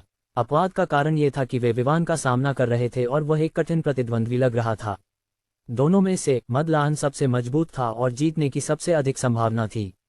इसलिए जब ऑस्टिन ने उनसे संपर्क किया तो उन्होंने सहमति दी, क्योंकि यह अभी भी वही था जो वे वैसे भी करने जा रहे थे। विवान ने देखा कि यह आदमी बहुत अधिक बकवास कर रहा है और उसने तय किया कि वह इस मैच को जितना जल्दी हो सके समाप्त कर देगा। उसके लिए इतना बोलने की कोई आवश्यकता नहीं थी। वह अपने पुरस्कार प्राप्त करना चाहता था और इस जगह से बाहर निकलकर अन्य चीजों से निपटना चाहता था। अगर उसे और अधिक नकद मिलती तो वह निश्चित रूप से सुनिश्चित करेगा कि सुरक्षा बल तेजी से बढ़े, भले ही उसे अन्य सुरक्षा कंपनियों को खरीदना पड़े। दूसरी ओर किराने के विभाग को केवल आपूर्ति और स्टोर की आवश्यकता थी। जब वह इस सोच के बिंदु पर फिर से पहुंचा तो उसे याद आया कि कोई व्यक्ति सेलिन को कुछ समस्याएं पैदा करने की कोशिश कर रहा था। इसलिए अगर वह जल्दी वापस आ सका तो ये भी बुरा नहीं होगा। विवान इन विचारों में डूबा हुआ था कि एक पल के लिए उसने भूल गया कि वह एक लड़ाई में है। और जब दागदार बाघ ने देखा कि विवान उसकी उपस्थिति की परवाह नहीं कर रहा है तो उसने तुरंत तय किया कि वह विवान को मार डालेगा। सबसे बुरा, वह सुनिश्चित करेगा कि वह उसे लंगड़ा कर दे। हालांकि विवान की ताकत ने प्रीलिमिनरी में उसे दिखाया था कि विवान मजबूत है, फिर भी उसने सोचा कि वह उससे मजबूत है। इसलिए उसने पहले से ही यह कल्पना करना शुरू कर दिया था कि वह मैच जीतने के बाद उसे क्या पुरस्कार मिलेगा। गोंग। जैसे ही गोंग बजा, दागदार बाघ ने परवाह नहीं की कि विवान ध्यान दे रहा है या नहीं और खुद को आगे बढ़ाया, हमला करने के लिए तैयार। उसका हाथ बहुत शक्ति के साथ आया, क्योंकि इस समय दागदार बाघ ने कुछ भी रोकने की हिम्मत नहीं की। अगर वह इसे बिना किसी चोट के समाप्त कर सकता तो उसे चैंपियनशिप जीतने का एक मौका मिलता, क्योंकि उसे केवल मदलान से निपटना होता। अंत में वह न केवल चैंपियनशिप जीतता बल्कि ऑस्टिन द्वारा उसे वादा किए गए पुरस्कार भी उसके लिए एक क्रीम की तरह होते। हालांकि विवान एक पल के लिए ध्यान भटक गया था। उसकी वर्तमान स्तर के साथ यह असंभव था कि वह आने वाले हमले को महसूस न करे। उसकी अनफोकस्ड आंखें तुरंत तेज हो गईं जब उसने आने वाले हाथ को देखा। कोई भी बचने का इरादा न रखते हुए विवान का दाहिना हाथ मुट्ठी में बदल गया। फिर जैसे ही दागदार बाघ का हाथ उसके चेहरे के सामने आया, विवान ने अपने बाएं हाथ का उपयोग करके उसे एक तरफ धकेल दिया और दाहिने हाथ से दागदार बाघ के चेहरे की ओर एक पंच फेंका। चूंकि उसने अपने चेहरे पर हमला करने की योजना बनाई थी, विवान ने प्रतिशोध करने का निर्णय लिया। दूसरी ओर वह इस आदमी को धीरे धीरे पीटने का बहुत इच्छुक था, लेकिन जब उसने सेलिन के बारे में सोचा तो उसने अचानक अपना मन बदल लिया। जब दागदार बाघ ने देखा कि उसका हमला आसानी से परे कर दिया गया है तो वह हैरान रह गया। फिर उसने जल्दी से अपने हाथ को वापस खींचने की कोशिश की, लेकिन जिस गति और बल के साथ उसने खुद को विवान की ओर फेंका था, उसने उसे तुरंत रोकने की अनुमति नहीं दी। इसलिए वह केवल विवान के दूसरे पंच को रोकने के लिए अपने दूसरे हाथ को उठाने के लिए मजबूर हो गया। लेकिन उसकी प्रतिक्रिया गति विवान की गति से कहीं अधिक धीमी थी। नतीजतन विवान का हाथ उसके चेहरे के बाएं हिस्से से टकरा गया। इस क्षण में दागदार बाघ को ऐसा लगा जैसे उसे एक ट्रक ने टक्कर मारी हो। हालांकि वह हमेशा दूसरों को मारने की अनुमति देता था ताकि वह बदला ले सके, इस बार उसे प्रतिशोध करने का कोई मौका नहीं मिला, क्योंकि उसके जबड़े के डिस्लोकेट होने और कुछ दांतों के गिरने का दर्द इतना भयानक था कि उसने उसे बेहोश कर दिया। बेहोश दागदार बाघ ने एक उल्टी कर दी और रिंग में चेहरे के बल गिर गया। ये ज्यादा नहीं था जिस गति से वह विवान की ओर बढ़ा था, और उसके शरीर का थोड़ा ऊंचा होना, विवान के पंच की ताकत ने उसे 270 डिग्री फ्लिप करने में कोई कठिनाई नहीं दी। जो उत्साह पहले एक अच्छे मुकाबले की उम्मीद में फूट पड़ा था, वह तुरंत खत्म हो गया। कोई शब्द नहीं बोला जा सका, क्योंकि वे विवान और दागदार बाघ को रिंग में देखते रहे, यह नहीं जानते कि कैसे प्रतिक्रिया दें। उनमें से किसी ने भी यह नहीं देखा था कि दागदार बाघ एक अच्छा फाइटर था, और हालांकि विवान ने पिछले दिन अच्छी लड़ाई की क्षमता दिखाई थी, उन्होंने उम्मीद की थी कि लड़ाई निश्चित रूप से कुछ मिनटों तक चलेगी, इससे पहले कि विजेता का निर्णय हो। अब उन्होंने देखा कि उनकी उम्मीदें पलट गई थीं। 1 मिनट तो छोड़िए, लड़ाई केवल 5 सेकंड में समाप्त हो गई थी। और ये 5 सेकंड वे थे जो दागदार बाघ ने विवान की ओर दौड़ने में बिताए, और उस समय जब उसे पंच मारा गया। विवान ने इस तरह की स्थिति की उम्मीद की थी, क्योंकि यह पहले कुछ बार हो चुका था। उसकी वर्तमान ताकत, जो एक वयस्क पुरुष की 4 गुना बढ़ गई थी, के साथ इसमें कोई संदेह नहीं था कि वह आसानी से दागदार बाघ जैसे किसी के साथ निपट सकता था। उसने होस्ट की ओर देखा, जो अपनी मुंह खोले हुए था, और कहा, क्या फाइनल अब शुरू हो सकता है? मैं थोड़ा अधीर हो रहा हूं। अपनी दुविधा से बाहर आते हुए होस्ट थोड़ा असंगत था, फिर उसने विवान के इशारे को समझा। उसने पहले परिणाम चिल्लाया, दागदार बाघ को बेहोश कर दिया गया है, इसलिए 10 तक गिनने की कोई आवश्यकता नहीं है। बाम, थर्ड। उसने खत्म होने से पहले ही कुछ गिरने की आवाज सुनी, फिर वह एक बोरी की तरह जमीन पर गिर गया। आवाज के स्रोत को देखकर उसने पाया कि दागदार बाघ को रिंग से बाहर लात मारी गई थी। उसने कठिनाई से निगलते हुए कहा, और इस राउंड का विजेता है जेके सिल्वर। फाइनल के लिए अगर ये तुरंत जारी रह सकता है या हमें 30 मिनट इंतजार करना होगा, यह आपके प्रतिद्वंद्वी पर निर्भर करेगा। जैसे ही होस्ट ने अपनी बात खत्म की, भीड़ तुरंत उत्साह से चिल्लाने लगी। बेशक ये केवल उन लोगों के लिए लागू हुआ जिन्होंने विवान पर दांव लगाया था या जिन्होंने बिल्कुल भी दांव नहीं लगाया था। फिर भी भीड़ ने तुरंत लड़ाई जारी रखने के लिए चिल्लाना शुरू कर दिया। वे देखना चाहते थे कि जब विवान मदलान का सामना करेगा तो क्या होगा, और पूरी तरह से भूल गए कि मदलान को आराम करने की आवश्यकता थी। लड़ाई, लड़ाई, लड़ाई, लड़ाई, लड़ाई, लड़ाई, लड़ाई, लड़ाई। जैसे ही उन्होंने शुरू किया, पूरा अरेना दर्शकों के लिए तुरंत लड़ाई को तुरंत जारी रखने की मांग करने लगा। इसलिए भले ही मदलान एक पल लेना चाहता था और विवान की ताकत का विश्लेषण करना चाहता था, डिफेंडिंग चैंपियन के रूप में उसकी प्रतिष्ठा के लिए वह किसी भी कमजोरी को दिखाने का कोई तरीका नहीं था। इसलिए वह अपने पैरों पर खड़ा हुआ और रिंग की ओर बढ़ा। जैसे ही वह आगे बढ़ा, उत्साह और भी बढ़ गया। मदलान की उपस्थिति उसी तरह थी जैसे उसने लड़ाई को तुरंत जारी रखने के लिए सहमति दी थी। जब वह रिंग में पहुंचा, विवान ने एक शब्द नहीं कहा और दांव लगाने के लिए 5 मिनट का इंतजार किया। मदलान ने भी कोई शब्द नहीं कहा, क्योंकि वह केवल विवान पर ध्यान केंद्रित कर रहा था, जैसे वह विवान के शरीर में छिपे रहस्यों को खोजने की कोशिश कर रहा हो। दुर्भाग्य से वह कुछ भी नहीं खोज सका। जैसे ही गोंद बजा, मदलान ने पहला कदम उठाया। चूंकि उसका शरीर भारी नहीं था, उसकी गति तेज थी। लेकिन इस बार विवान ने देखा कि उसकी गति स्पष्ट रूप से गिद्ध के खिलाफ लड़ाई के समय से तेज थी। ये स्पष्ट था कि वह शुरुआत से ही पूरी ताकत से जा रहा था। विवान को इसकी ज्यादा परवाह नहीं थी, क्योंकि वह भी हमले के लिए आगे बढ़ा। उसकी गति मदलान की तुलना में कहीं अधिक तेज थी। मदलान, जो पागलपन से आगे बढ़ रहा था, ने इस क्षण में महसूस किया कि कुछ गलत था। लेकिन प्रतिक्रिया करने के लिए बहुत देर हो चुकी थी। जब दोनों विपरीत दिशाओं से एक दूसरे की ओर बढ़ रहे थे, वे तेजी से एक दूसरे के करीब आए। विवान ने एक पंच फेंका, और चूंकि उसकी गति अप्रत्याशित थी और उसने अपनी पूरी गति का 50% से अधिक उपयोग किया था, मदलान को प्रतिरोध करने का कोई मौका नहीं मिला। बंग, विवान के मुट्ठी के बल से मदलान पीछे की ओर फेंका गया। जैसे ही वह जमीन पर गिरा, वह पहले से ही बेहोश हो चुका था। एक बार फिर पूरे अरेना में चुप्पी छा गई। आज के मैच इनमें से कोई भी उम्मीद के अनुसार नहीं गया। वीआईपी कमरे में एक पल के लिए चुप्पी छा गई, फिर एक जोरदार हंसी गूंज उठी और पूरे कमरे में फैल गई। एडविन ने अपनी पेट पकड़कर हंसते हुए ऑस्टिन को देखा, जो उसके सामने पीला चेहरा के साथ बैठा था। फिर एक पल बाद उसने ऑस्टिन पर तंज करते हुए कहा, तुमने इतनी सारी व्यवस्थाएं और योजनाएं बनाई, अंत में तुम हार गए। तुम सभी योजनाओं के बाद भी हार गए। हे, यह एक ऐसे व्यक्ति से अपेक्षित है जो अपनी सीमाओं को नहीं जानता। एडविन ने अपने पेट को पकड़ा जब उसने देखा कि ऑस्टिन उसके पास ही पेल फेस बैठा है। फिर एक पल बाद उसने ऑस्टिन पर हंसते हुए कहा, तुमने कितनी योजनाएं और साजिशें की, अंत में तुम हार गए। तुम फिर भी हार गए सभी योजनाओं के बाद। हे, ये तो एक ऐसे व्यक्ति से अपेक्षित है जो अपनी सीमाओं को नहीं जानता।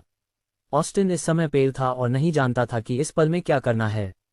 एक तथ्य था कि उसकी सारी संपत्ति इस समय छीन ली जाने वाली थी।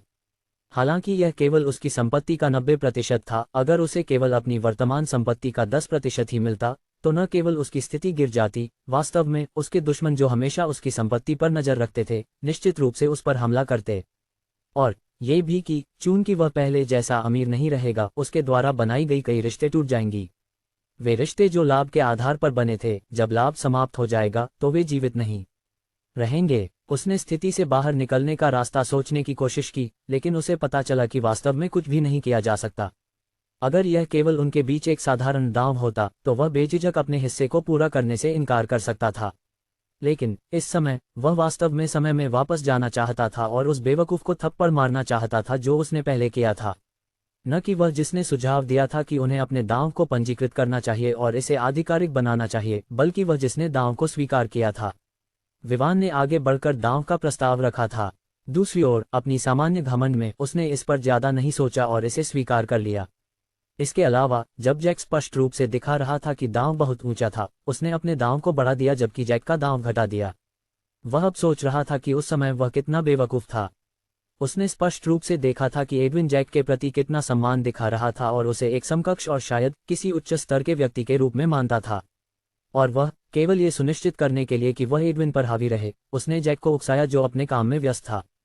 जैक ने जब वह एडविन के साथ बहस कर रहा था तब हस्तक्षेप नहीं किया और बस इस मुद्दे से बाहर खड़ा रहा, लेकिन उसने खुद उसे इसमें खींच लिया।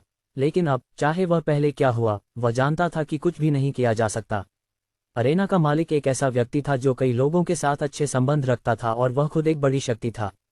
जैसे ही उन्होंने दांव को आधिकारिक बनाया, ये वह क्षण था जब उसने सहमति दी कि अगर वह हार गया तो वह जो भी दांव रखा था उसे खो देगा। चाहे वह खुद से दांव देने की इच्छा रखता हो या नहीं, वे निश्चित रूप से जैक को उसके द्वारा खोई गई सभी चीजें सौंप देंगे।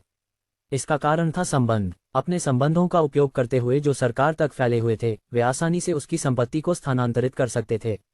वह खुद पर हंसना चाहता था। उसने बस ये सोचा था कि उसने सुनिश्चित किया कि जैक हार नहीं सकता और अपने दांव को पूरा नहीं कर सकता। कौन जानता था कि वह खुद को ही फंसाने जा रहा था। विवान अब यहाँ और अधिक समय बर्बाद नहीं करना चाहता था और जब मेजबान ने घोषणा की कि वह इस चैंपियनशिप का विजेता है तो उसने रिंग छोड़ने का फैसला किया। यहाँ कोई बेल्ट या कुछ और नहीं था, दर्शक भी इस बात के गवाह थे कि वह इस चैंपियनशिप का विजेता था। जैसे ही उसने अपने कपड़े बदले, उसने एडविन से मिला जो उसके लॉकर रूम के प्रवेश द्वार पर उसका इंतजार कर रहा था। हा मिस्टर विवान, आप निश्चित रूप से मेरी अपेक्षाओं पर खरे उतरे, लेकिन मुझे कहना चाहिए कि आप उससे अधिक हैं जितना मैंने सोचा था। दूसरे शब्दों में, मैंने आपको बहुत अधिक कम आंका। एडविन ने हंसते हुए जैक को देखा। हालांकि वह खुद एक अमीर व्यक्ति था, लेकिन उसके पास ऑस्टिन को पूरी तरह से गरीब बनाने की शक्ति नहीं थी। नहीं, ये कहना चाहिए कि हालांकि उसके पास ऐसा करने की शक्ति थी, वह निश्चित रूप से ऑस्टिन को खत्म करने की कोशिश करने पर एक बड़ा नुकसान उठाएगा। और वह ऐसा जोखिम उठाने के लिए तैयार नहीं था। और यही कारण था कि उसने जैसे ही उसे मौका मिला, एक और उद्योग में स्थानांतरित होने का निर्णय लिया। यह नहीं था कि वह कायर था, वह बस पीछे हट रहा था और जब वह सफल हो जाएगा तो ऑस्टिन से निपटने में देर नहीं होगी। अब उसे कोई उंगली उठाने की जरूरत नहीं थी और ऑस्टिन का काम हो गया था। इसके अलावा ये वह जाल था जो उसने खुद खोदा था, यह अब उसे समाप्त करने के इरादे से फंसा दिया था। वह बस एक तरफ बैठकर उसकी विफलता पर हंसता रहेगा। जिस तरह से ऑस्टिन ने काम किया, ये स्पष्ट था कि उसके पास एक बड़ा दुश्मन समूह था जो उसे नीचे गिरते हुए देखना चाहता था। केवल उसकी संपत्ति का 10% बचे रहने के साथ साथ टूटने वाले रिश्तों के साथ ऑस्टिन 1 महीने के भीतर एक भिखारी से कम नहीं होगा। यह नहीं था कि उसके ऊपर कर्ज नहीं था, और जो 10% उसके पास बचा था वह निश्चित रूप से कर्ज चुकाने के लिए पर्याप्त नहीं होगा। परिणाम निश्चित रूप से दिवालिया होना था। हे, आप मुझे खुश कर रहे हैं श्री एडविन, जैक ने मुस्कुराते हुए कहा। इस बार यह उसकी सामान्य सती मुस्कान नहीं थी, बल्कि एक वास्तविक मुस्कान थी। वह इस पल में अच्छे मूड में था क्योंकि चैंपियनशिप जीतने के पुरस्कार पहले से ही आना शुरू हो गए थे। सिस्टम कार्य पूरा हुआ। प्रोफेशनल कॉम्बेटेंट एबिलिटी अब स्थायी रूप से मेजबान की है। सही है, उसने पहले ही कार्य पूरा कर लिया था। उसे 7 दिन दिए गए थे, लेकिन उसने इसे 3 दिन के भीतर पूरा कर लिया। अब उसे इस बात की चिंता नहीं थी कि वह कार्य पूरा नहीं कर पाएगा और सिस्टम की सजा का सामना करना पड़ेगा। विवान की वास्तविक मुस्कान देखकर एडविन और भी अधिक उत्साहित हो गया और उसका अच्छा मूड आसमान छू गया। श्री विवान, मुझे आपको ले चलने दें ताकि आप अपना पुरस्कार प्राप्त कर सकें, एडविन ने उत्साह से कहा। वह ये देखने के लिए और अधिक उत्सुक था कि ऑस्टिन को उसकी संपत्ति एक के बाद एक कैसे छीन ली जाएगी। विवान ने सिर हिलाया और एडविन के पीछे प्रबंधन क्षेत्र की ओर बढ़ा। वहां उसने केल्विन को पाया जो पहले से ही उसकी उपस्थिति की उम्मीद कर रहा था। जैक ने देखा कि ऑस्टिन भी उस समय उपस्थित था। विवान की भौहें थोड़ी उठ गईं जब उसने देखा कि ऑस्टिन के चेहरे पर कुछ चोटें थीं, और ये जानने के लिए किसी जीनियस की आवश्यकता नहीं थी कि वह किससे लड़ा था। जैक को यह नहीं पता था और न ही उसे इसमें कोई रुचि थी। बैठने के बाद केल्विन ने शुरू किया। मिस्टर विवान, इस चैंपियनशिप के विजेता बनने के लिए बधाई। पुरस्कार के रूप में आपको 500 करोड़ रुपये मिलेंगे। ये सुनकर विवान को आश्चर्य हुआ। ऐसा लग रहा था कि यहाँ के पुरस्कार कार रेसिंग की तुलना में अधिक उदार थे। बस इतना था कि रेसिंग में जब तक कोई सावधान रहता तब तक किसी भी तरह के घातक दुर्घटना में फंसने का कोई जोखिम नहीं होता। दूसरी ओर रिंग में अगर आपके पास कौशल और ताकत नहीं थी तो आप निश्चित रूप से पीटे जाने वाले थे। बस उसका फोन वाइब्रेट हुआ। और उसी समय केल्विन ने जारी रखा, हमने अभी आपके खाते में 500 करोड़ रुपए स्थानांतरित कर दिए हैं, मुझे विश्वास है कि यह अब तक पहुंच गया होगा। विवान ने उत्तर में सिर हिलाया। उसे अपने फोन को निकालने की कोई आवश्यकता नहीं थी क्योंकि वह पहले से ही सिस्टम के संकेत को देख सकता था जो उसे बता रहा था कि उसने वास्तव में जो कुछ भी प्राप्त किया है वह सच है। आपने 500 करोड़ रुपए कमाए। मल्टीप्लायर लागू हुआ। आपने 5,000 करोड़ रुपए प्राप्त किए। पहला आय पुरस्कार के रूप में आपको एक शरीर मजबूत करने वाली गोली का नुस्खा मिला है। शरीर मजबूत करने वाली गोली, एक गोली जो किसी व्यक्ति की शारीरिक ताकत के विकास में मदद करती है। अधिकतम एक व्यक्ति 2 गोलियां ले सकता है। प्रभाव यह होगा कि 1 सप्ताह के भीतर प्रशिक्षण के बाद एक व्यक्ति की ताकत एक वयस्क पुरुष की तुलना में 2 गुना बढ़ जाएगी। जैक को आश्चर्य हुआ कि उसे गोली का नुस्खा दिया गया था, न कि खुद गोली। लेकिन वह खुश था क्योंकि वह कुछ और गोलियां बना सकता था जो उन लोगों की ताकत बढ़ाने में मदद कर सकती थी जिन्हें वह योग्य मानता था। वह सिस्टम के बारे में, पुरस्कार के बारे में पूछना चाहता था, लेकिन इस समय केल्विन ने बात करना जारी रखा। और यह स्थानांतरण समझौता है। जब आप इस अनुबंध पर हस्ताक्षर करेंगे तो आप ऑस्टिन की संपत्ति का 88% प्राप्त करने के लिए सहमत होंगे। ये वह दांव है जो आप दोनों ने लगाया था। 2% वह शुल्क है जो हमें यह सुनिश्चित करने के लिए लिया गया है कि दांव पूरा हो। केल्विन ने जैक को एक फॉर्म देते हुए कहा। जैक ने इसे लिया और ध्यान से पढ़ा। उसने पाया कि वहां एक सरकारी अधिकारी के हस्ताक्षर और मुहर थी जो ये साबित करती थी कि दस्तावेज कानूनी था। वह ये देखकर आश्चर्यचकित हुआ कि अरेना इस तरह की चीजें प्राप्त करने में कितनी तेज थी। किसी भी मामले में जैक को परवाह नहीं थी और उसने तुरंत अनुबंध पर हस्ताक्षर कर दिए जब उसने देखा कि वहां कोई समस्या नहीं है। जैसे ही उसने अपना हस्ताक्षर पूरा किया, उसके दृष्टि में एक बौछार प्रणाली के संकेत दिखाई दिए। आपने 700 करोड़ रुपए कमाए। मल्टीप्लायर लागू हुआ। आपने 7,000 करोड़ रुपए प्राप्त किए। आपको 2 स्पोर्ट्स कारें, एक एसयूवी और एक लिमोजीन मिली। गुणक लागू हुआ। विलय लागू हुआ। आपने एक बोइंग 7878 बीबीजे प्राप्त किया। आपको एम्बर सिक्योरिटीज मिली। गुणक लागू हुआ। आपने गुड विजन सिक्योरिटी लिमिटेड प्राप्त किया। आपको 3 हवेलियां और एक विला मिला। गुणक लागू हुआ। आपने सेरेनिटी रेसिडेंशियल एरिया प्राप्त किया। आपको एम्बिशन रिसर्च इंस्टीट्यूट के 7% शेयर मिले। गुणक लागू हुआ। आपने ब्राइटवे मेडिकल रिसर्च सेंटर के 51% शेयर प्राप्त किए। आपको एक लैपटॉप, एक पेन, 30 पुरुष अंडरवियर के टुकड़े, 3 बॉक्स टिश्यू पेपर, 20 सूट के जोड़े मिले। ये पता चला कि वे मेजबान की पसंद को पूरा नहीं करते। नकद में बदल दिया गया।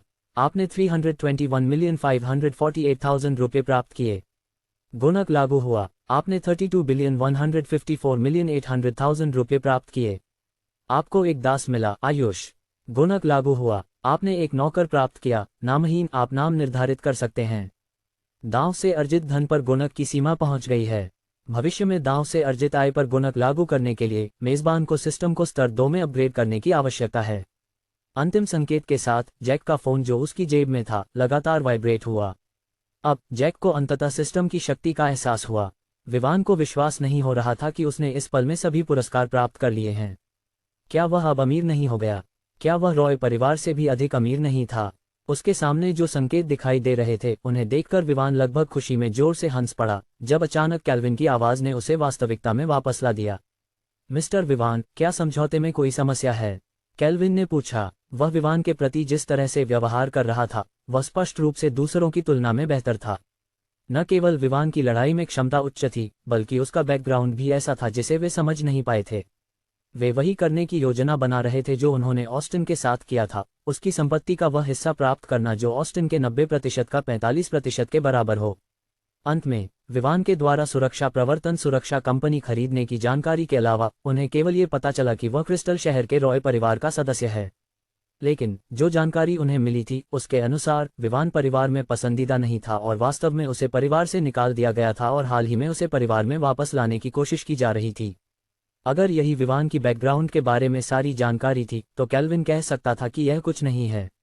लेकिन तथ्य यह था कि विवान ने अपनी पैसे का उपयोग करके कंपनी खरीदी थी और पहले ही इंचोएट शहर में ग्रोसरी चेन स्टोर्स शुरू कर दिए थे। ये साबित करता था कि उसके पास पैसे थे और अब तक उसने जो भी पैसे खर्च किए थे वह निश्चित रूप से 5 अरब से अधिक थे, जो कि वह जानता था कि रॉय परिवार इतनी जल्दी विवान को नहीं दे सकता, जो कि परिवार में पसंदीदा नहीं था।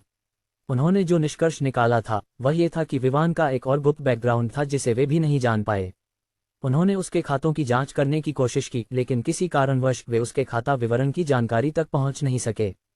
बिल्कुल नहीं, मिस्टर केल्विन। विवान ने सिर हिलाया। वह उसे यह नहीं बताने वाला था कि वह अचानक अमीर हो गया है ना।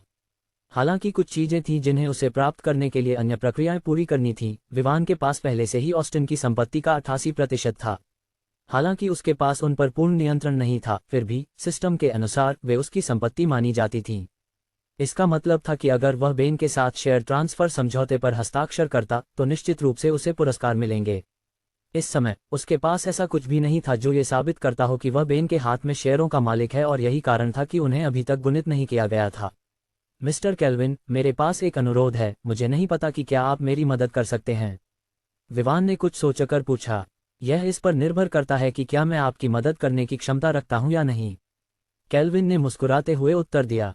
विवान ने सिर हिलाया और कहा, क्या आप मेरी मदद कर सकते हैं कि मैं ऑस्टिन से प्राप्त सभी संपत्तियों को यहां बेच दूं, कंपनी और शेयरों को छोड़कर। केल्विन, एडविन और ऑस्टिन सभी के मुंह खुल गए। वे विश्वास नहीं कर पा रहे थे कि वे क्या सुन रहे हैं। विवान ने केवल संपत्तियों को प्राप्त किया था और वह उन्हें बेचने की बात कर रहा था। क्या ये थोड़ा जल्दी नहीं था, या क्या वह उनकी परवाह नहीं करता था? ऑस्टिन स्पष्ट रूप से न केवल चौंका था, बल्कि वह गुस्से में भी था। विवान द्वारा उससे प्राप्त संपत्तियों को उसके सामने बेचने के लिए कहना एक तरह से ताना था, लेकिन फिर भी उसे पता था कि इस समय वह कुछ नहीं कर सकता। न केवल वह अब अमीर नहीं था, विवान की अपनी ताकत यह साबित करने के लिए पर्याप्त थी कि वह अब उसके लिए संभालने वाला नहीं था। ये तो उसके सबसे निचले स्तर पर होने की बात थी। बिल्कुल, यह मुफ्त में नहीं होगा। बेचने के बाद आप आय का 10% कमीशन के रूप में प्राप्त कर सकते हैं। आप क्या सोचते हैं? विवान ने उनकी आश्चर्यचकित नजरों को नजरअंदाज करते हुए कहा। केल्विन ने अपनी होश में वापस आते हुए कहा, ठीक है, मैं सुनिश्चित करूंगा कि आप संपत्तियों से अधिकतम लाभ प्राप्त करें। विवान ने सिर हिलाया और कहा, मैं लंबे समय तक इंतजार नहीं करना चाहता। बस सब कुछ बाजार मूल्य पर बेच दो, या आप मुझसे बाजार मूल्य पर खरीद सकते हैं और बाद में बड़े लाभ पर बेचने का निर्णय ले सकते हैं। ऑस्टिन का मुंह एक पल के लिए खुला रहा, फिर उसने बिना कुछ कहे बंद कर लिया। उसके चेहरे पर चोटें थीं क्योंकि उसने मैचों के तरीके में हस्तक्षेप किया था, और जब लोगों ने दांव लगाना बंद कर दिया था तो अरेना को बड़ा नुकसान हुआ था। अब वह निश्चित था कि अगर उसने एक और विरोधाभासी शब्द कहा तो वह निश्चित रूप से एक टूटी हुई हड्डी का सामना करेगा, या शायद वह मर भी सकता है। अरेना के मालिक की नज़रों में वह कुछ भी नहीं था। केल्विन ने एक समझौते पर पहुंचते हुए कहा कि वह अगले दिन विवान के खाते में पैसे स्थानांतरित कर देगा। ये स्पष्ट था कि वह विवान द्वारा बेची जाने वाली संपत्तियों को खरीदने जा रहा था। विवान फिर एडविन के साथ चला गया, लेकिन वह होटल पहुंचने के लिए अधीर था ताकि वह अंततः उन पुरस्कारों को देख सके जो उसने प्राप्त किए थे। उसके पास अभी भी कुछ सवाल थे जो उसे सिस्टम से पूछने थे। एडविन, जो अच्छे मूड में था, धीरे धीरे गाड़ी चला रहा था, जिससे विवान को उसे एडविन से गाड़ी चलाने के लिए कहना पड़ा। जैसे ही उसने स्टीयरिंग व्हील पकड़ा, गाड़ी हाईवे पर चिदा होटल की ओर तेजी से बढ़ी। एडविन अचानक गति बढ़ने के लिए तैयार नहीं था और उसे अपनी सीट पर पीछे झुकना पड़ा। उसके पैर लगभग हवा में उड़ गए। कुछ ही समय बाद वे चिदा होटल पहुंचे और विवान ने एडविन को अलविदा कहा। वह जल्दी से अपने कमरे की ओर बढ़ा। वहां पहुंचते समय उसने वैंडी और एंजी से मुलाकात की, लेकिन उसने उन्हें पूरी तरह से नजरअंदाज कर दिया, जैसे कि उसने उन्हें देखा ही नहीं, और अपने कमरे की ओर बढ़ गया। जैसे ही वह कमरे में पहुंचा, उसने फिर से संकेतों को देखना शुरू किया। आपने 700 करोड़ रुपए कमाए। गुणक लागू हुआ। आपने 7,000 करोड़ रुपए प्राप्त किए। आपको 2 स्पोर्ट्स कारें, एक एसयूवी और एक लिमोजीन मिली। गुणक लागू हुआ। विलय लागू हुआ। आपने एक बोइंग 7878 बीबीजे प्राप्त किया। आपको एम्बर सिक्योरिटीज मिली। गुणक लागू हुआ। आपने गुड विजन सिक्योरिटी लिमिटेड प्राप्त किया। आपको 3 हवेलियां और एक विला मिला। गुणक लागू हुआ। आपने सिरेनिटी रेसिडेंशियल एरिया प्राप्त किया। आपको एम्बिशन रिसर्च इंस्टीट्यूट के 7% शेयर मिले। गुणक लागू हुआ। आपने ब्राइटवे मेडिकल रिसर्च सेंटर के 51% शेयर प्राप्त किए। आपको एक लैपटॉप, एक पेन, 30 पुरुष अंडरवियर के टुकड़े, 3 बॉक्स टिश्यू पेपर, 20 सूट के जोड़े मिले। ये पता चला कि वे मेजबान की पसंद को पूरा नहीं करते। नकद में बदल दिया गया। आपने 321,548,000 रुपये प्राप्त किए। गुणक लागू हुआ। आपने 32,154,800,000 रुपये प्राप्त किए। आपको एक दास मिला, आयुष। गुणक लागू हुआ। आपने एक नौकर प्राप्त किया, नामहीन। आप नाम निर्धारित कर सकते हैं। दांव से अर्जित धन पर गुणक की सीमा पहुंच गई है। भविष्य में गुणक लागू करने के लिए मेजबान को सिस्टम को स्तर 2 में अपग्रेड करने की आवश्यकता है। अगली चीज जो उसने की वह थी अपने फोन को निकालकर अपने खाते में बैलेंस चेक करना। फ्लायर्स बैंक बचत खाता बैलेंस 111,164,670,000 रुपये है। अब उसके खाते में 111 अरब रुपये से अधिक थे और यह उसे अपने कार्ड का स्तर अपग्रेड करने के लिए पर्याप्त था। फिर उसने एक के बाद एक संकेतों का पालन करना शुरू किया। उसने अपना लैपटॉप निकाला और उसे टेबल पर रखा, फिर होटल के वाईफाई से कनेक्ट किया ताकि वह किसी भी जानकारी की खोज कर सके जो उसे नहीं पता थी। जिस चीज़ की उसने सबसे पहले खोज की वह निश्चित रूप से बोइंग 7878 बीबीजे थी। उसने पाया कि यह एक शानदार व्यावसायिक निजी जेट है। इसकी कीमत कम से कम 2000 करोड़ रुपये है। जब विवान ने इसके बारे में जानकारी देखी तो वह इस हद तक चौंका कि उसे यह कहने के लिए कुछ नहीं मिला। दूसरे शब्दों में केवल ये निजी जेट उसे 2 अरब रुपये की संपत्ति बना देता है। और ये तो बस शुरुआत थी। एम्बर सिक्योरिटीज वह कंपनी थी जो ऑस्टिन की थी, जो सुरक्षा प्रवर्तन के खिलाफ प्रतिस्पर्धा कर रही थी क्योंकि उनके मुख्यालय उसी शहर में स्थित थे। इसकी कीमत सुरक्षा प्रवर्तन से कुछ 100 करोड़ रुपये कम थी। इसे देखकर विवान मुस्कुराया। ऐसा लगता है कि वह दोनों कंपनियों को मिला सकता है और एक बड़ी कंपनी बना सकता है। लेकिन यह एक पल के लिए रुकना होगा क्योंकि एक कंपनी थी जो उसे गुणक लागू होने के बाद मिली थी। Good vision security limited. ये देश में एक लोकप्रिय सुरक्षा कंपनी थी। ये सुरक्षा प्रवर्तन और एम्बर सिक्योरिटी से काफ़ी बड़ी थी। इसकी कीमत लगभग 300,000 करोड़ रुपये थी। इसका कारण ये था कि यह मुख्य रूप से राजधानी शहर में आधारित थी। कंपनी के पास जो संसाधन और अन्य चीज़ें थीं वे मुख्य रूप से राजधानी और केंद्रीय प्रांत में केंद्रित थीं, जबकि अन्य प्रांतों जैसे पश्चिमी प्रांत में वहाँ जो संचालन कर रहे थे वे छोटे शाखाएं थीं जिन्हें मुख्यालय द्वारा लगभग नज़रअंदाज किया गया था। विवान ने कंपनी के बारे में जानकारी देखते हुए गहरी सांस ली। जितना वह बता सकता था, एम्बर सिक्योरिटीज की कीमत 3100 करोड़ रुपये या उससे थोड़ा अधिक थी।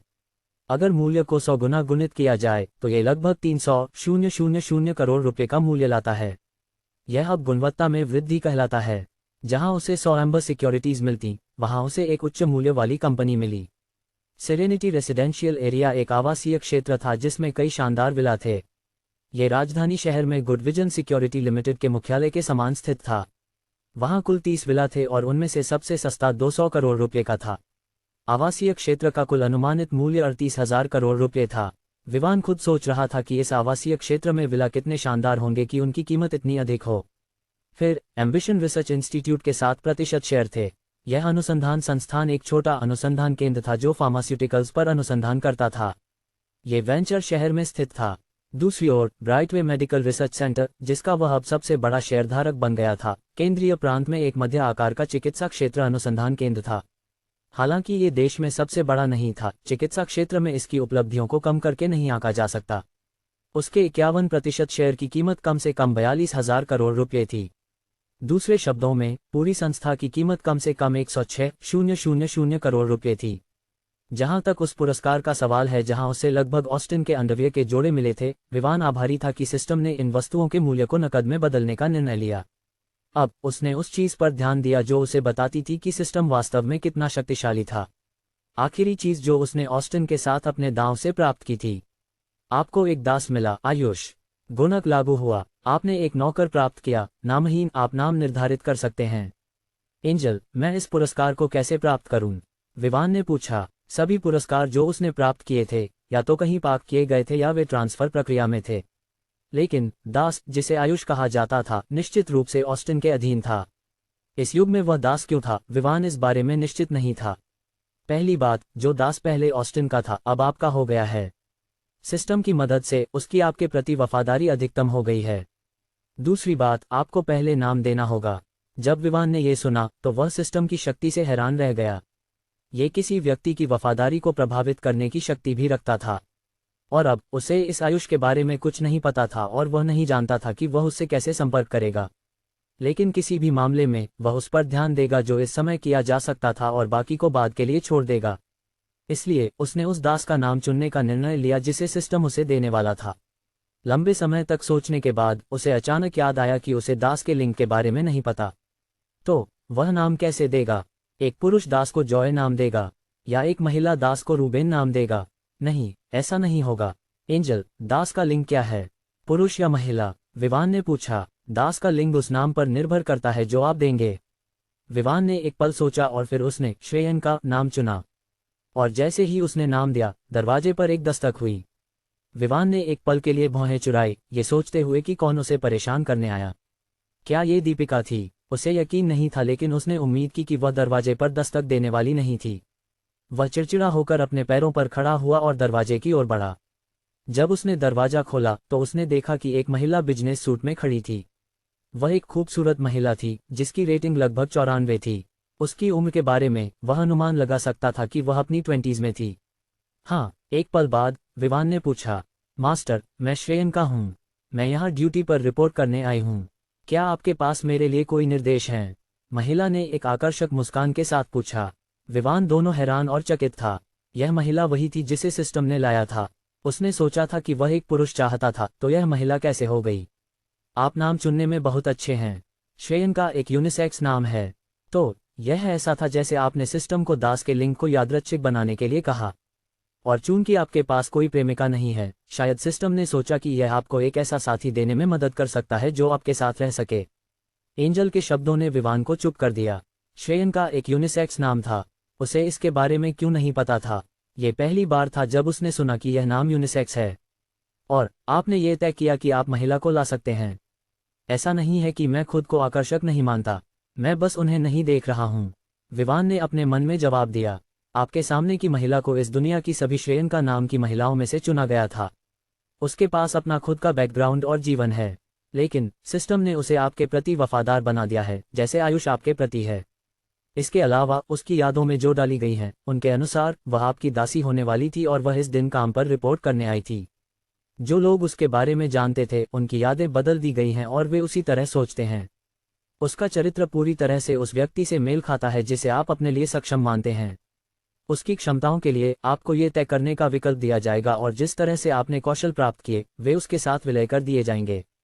उसके लिए ये ज्ञात होगा कि उसने कहीं विशेष प्रशिक्षण प्राप्त किया है। लेकिन आपको ये ध्यान रखना होगा कि दास के ध्यान केंद्रित करने के लिए 5 विकल्पों की सीमा है। दूसरे शब्दों में 5 पेशे, और बस इतना ही। विवान ने एक पल सोचा और याद किया कि महिला अभी भी उसकी प्रतिक्रिया की प्रतीक्षा कर रही थी। इसलिए उसने अपनी नज़रें उस पर केंद्रित की और कहा, अभी नहीं, आप अंदर आ सकती हैं। मैं आपको बताऊंगा कि क्या कुछ ऐसा है जो आपको करने की आवश्यकता है। हाँ मास्टर, श्रेयंका ने उत्तर दिया और फिर विवान के साथ स्वीट में चली गई। जो विवान नहीं जानता था वह ये था कि उस पल जब उसने श्रेयंका को स्वीट में आमंत्रित किया, एंजी ने इसे देख लिया। इसलिए वह गुस्से में थी कि विवान, जो उसकी दोस्त के साथ सगाई में था, एक महिला को होटल में ले जा रहा था। इसके अलावा उसने यह उसी होटल में किया था जहां उसकी मंगेतर थी।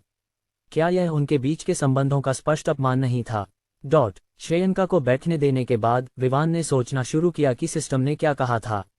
उसने श्रेयंका को देखा। वह सामान्य रूप से व्यवहार कर रही थी जैसे कि वह वास्तव में यहाँ होनी चाहिए और दरवाजे के सामने अचानक प्रकट नहीं हुई थी। ये किस स्तर की शक्ति थी? ये सोचकर कि उसके सामने की महिला वास्तव में इस दुनिया की सभी श्रेयंका नाम की महिलाओं में से चुनी गई थी। भले ही सिस्टम ने उसे पहले ही बता दिया था, फिर भी वह विश्वास नहीं कर पा रहा था। ये शक्ति का स्तर स्पष्ट रूप से दूसरे ग्रह से है, इसलिए इसके बारे में ज्यादा मत सोचो। विवान ने सिर हिलाया और तय किया कि वह इस समय पर ध्यान केंद्रित करेगा। मुझे कौन से पेशे चुनने चाहिए? विवान ने अपने आप से पूछा। ये केवल एक पल के लिए था जब उसे उनमें से एक मिल गया। वह व्यवसाय प्रबंधन होने वाला था। अगर वह उसे भविष्य में उन व्यवसायों में मदद कर सके जो वह स्वामित्व में लेने वाला था, तो ये बेहतर होगा। भविष्य में वह अधिक से अधिक व्यवसायों का मालिक होगा और व्यस्त रह सकता है। इसलिए वह नहीं चाहता था कि वह अपने अधीन व्यवसायों के प्रबंधन में इतना व्यस्त हो जाए कि वह ये भूल जाए कि उसे एक जीवन जीना है। सिस्टम, मैं पहला पेशा व्यवसाय प्रबंधन चाहता हूँ, विवान ने कहा। तुरंत हो गया। विवान ने श्रेयंका को देखा जो अभी भी कोच पर बैठी थी, बिना किसी बदलाव के। कोई विशेष प्रभाव नहीं था। अब वह इस स्थिति में संदेह में था। इसकी चिंता करने की कोई आवश्यकता नहीं है। आप बस उससे इसके बारे में पूछ सकते हैं और आप जान जाएंगे। श्रेयंका, क्या आपके पास कोई विशेष कौशल है जो आपको व्यवसाय प्रबंधन में अच्छा काम करने में सक्षम बनाता है? विवान ने श्रेयंका की ओर देखते हुए पूछा। हाँ मास्टर, व्यवसाय प्रबंधन के बारे में सब कुछ मुझे विशेष प्रशिक्षण के दौरान सिखाया गया था जो मैंने बचपन से लिया। कौशल के बारे में, मेरे पास अधीनस्थों की वफादारी निर्धारित करने की क्षमता है। दूसरे शब्दों में, सभी अधीनस्थ जिन्हें मैं नियुक्त कर सकती हूँ, वे निश्चित रूप से विश्वासघाती नहीं होंगे। श्रेयंका ने उत्तर दिया। जितना भी मौका होगा कि जिस व्यक्ति को मैं नियुक्त करने जा रहा हूँ वह भविष्य में विश्वासघाती होगा, मैं जान सकूंगी। लेकिन कुछ स्थितियां ऐसी होती हैं जिन्हें नियंत्रित नहीं किया जा सकता। उदाहरण के लिए, अगर उस व्यक्ति के परिवार को धमकी दी जाती है और उसके पास कंपनी को धोखा देने के अलावा कोई विकल्प नहीं होता। श्रेयंका ने आगे कहा, विवान ने सिर हिलाया। इस तरह वे कुछ विश्वसनीय अधीनस्थ प्राप्त कर सकते थे। शायद वे अभी से शुरू कर सकते थे उन कंपनियों के साथ जो इस समय उसके अधीन थीं। विवान ने एक पल सोचा और तय किया कि वह उसे उन सुरक्षा कंपनियों से निपटने देगा जो वर्तमान में एक में विलय होने वाली थीं। मुख्य कंपनी स्पष्ट रूप से गुड विजन सिक्योरिटी लिमिटेड थी। दूसरा, उसके पास उन लोगों को पीटने की ताकत होनी चाहिए जो उस पर हमला करने की हिम्मत करें। वह एक खूबसूरत महिला थी, इसलिए हमेशा ऐसे लोग होंगे जिनके पास छिपे हुए इरादे होंगे। जब उसने इसके बारे में सोचा तो उसने निर्णय लिया कि उसका दूसरा पेशा एक समग्र लड़ाकू होगा। दूसरे शब्दों में, वह अपने शारीरिक शरीर का उपयोग करके हमला कर सकती थी और बंदूकें आदि का उपयोग कर सकती थी। दूसरा पेशा समग्र पेशेवर लड़ाई कौशल हो, विवान ने कहा। विवान का पेशेवर लड़ाकू एक क्षमता थी, जबकि श्रेयंका का वह एक कौशल था। तुरंत हो गया। एक पल सोचते हुए उसने पूछा, क्या वह गाड़ी चला सकती है? बिल्कुल नहीं। याद रखें, एक व्यक्ति को जो मूल बातें पता होनी चाहिए, उसके अलावा उसके कौशल लगभग खाली हैं। गाड़ी चलाना, विमान उड़ाना और परिवहन के लिए उपयोग किए जाने वाले सभी अन्य साधन एक ही पेशे RASR में संयोजित हैं, जिसका अर्थ है कि चाहे वह सड़क हो, रेलवे, समुद्र या हवा, कोई भी परिवहन का साधन नहीं है जिसका उसे उपयोग करना नहीं आता। जब विवान ने ये सुना तो उसकी जो गिर गई। उसने सोचा कि वह खुद को ऐसा कौशल क्यों नहीं मिला। आप उस स्तर की IQ के साथ दुनिया में उपलब्ध सभी कौशल में महारत नहीं हासिल कर सकते।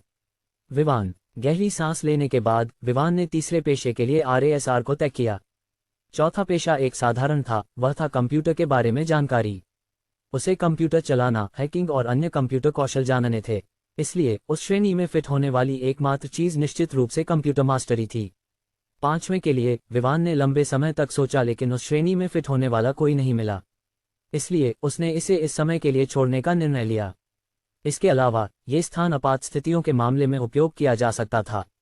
अब विवान ने अपने इस नए व्यक्तिगत सहायक को देखा।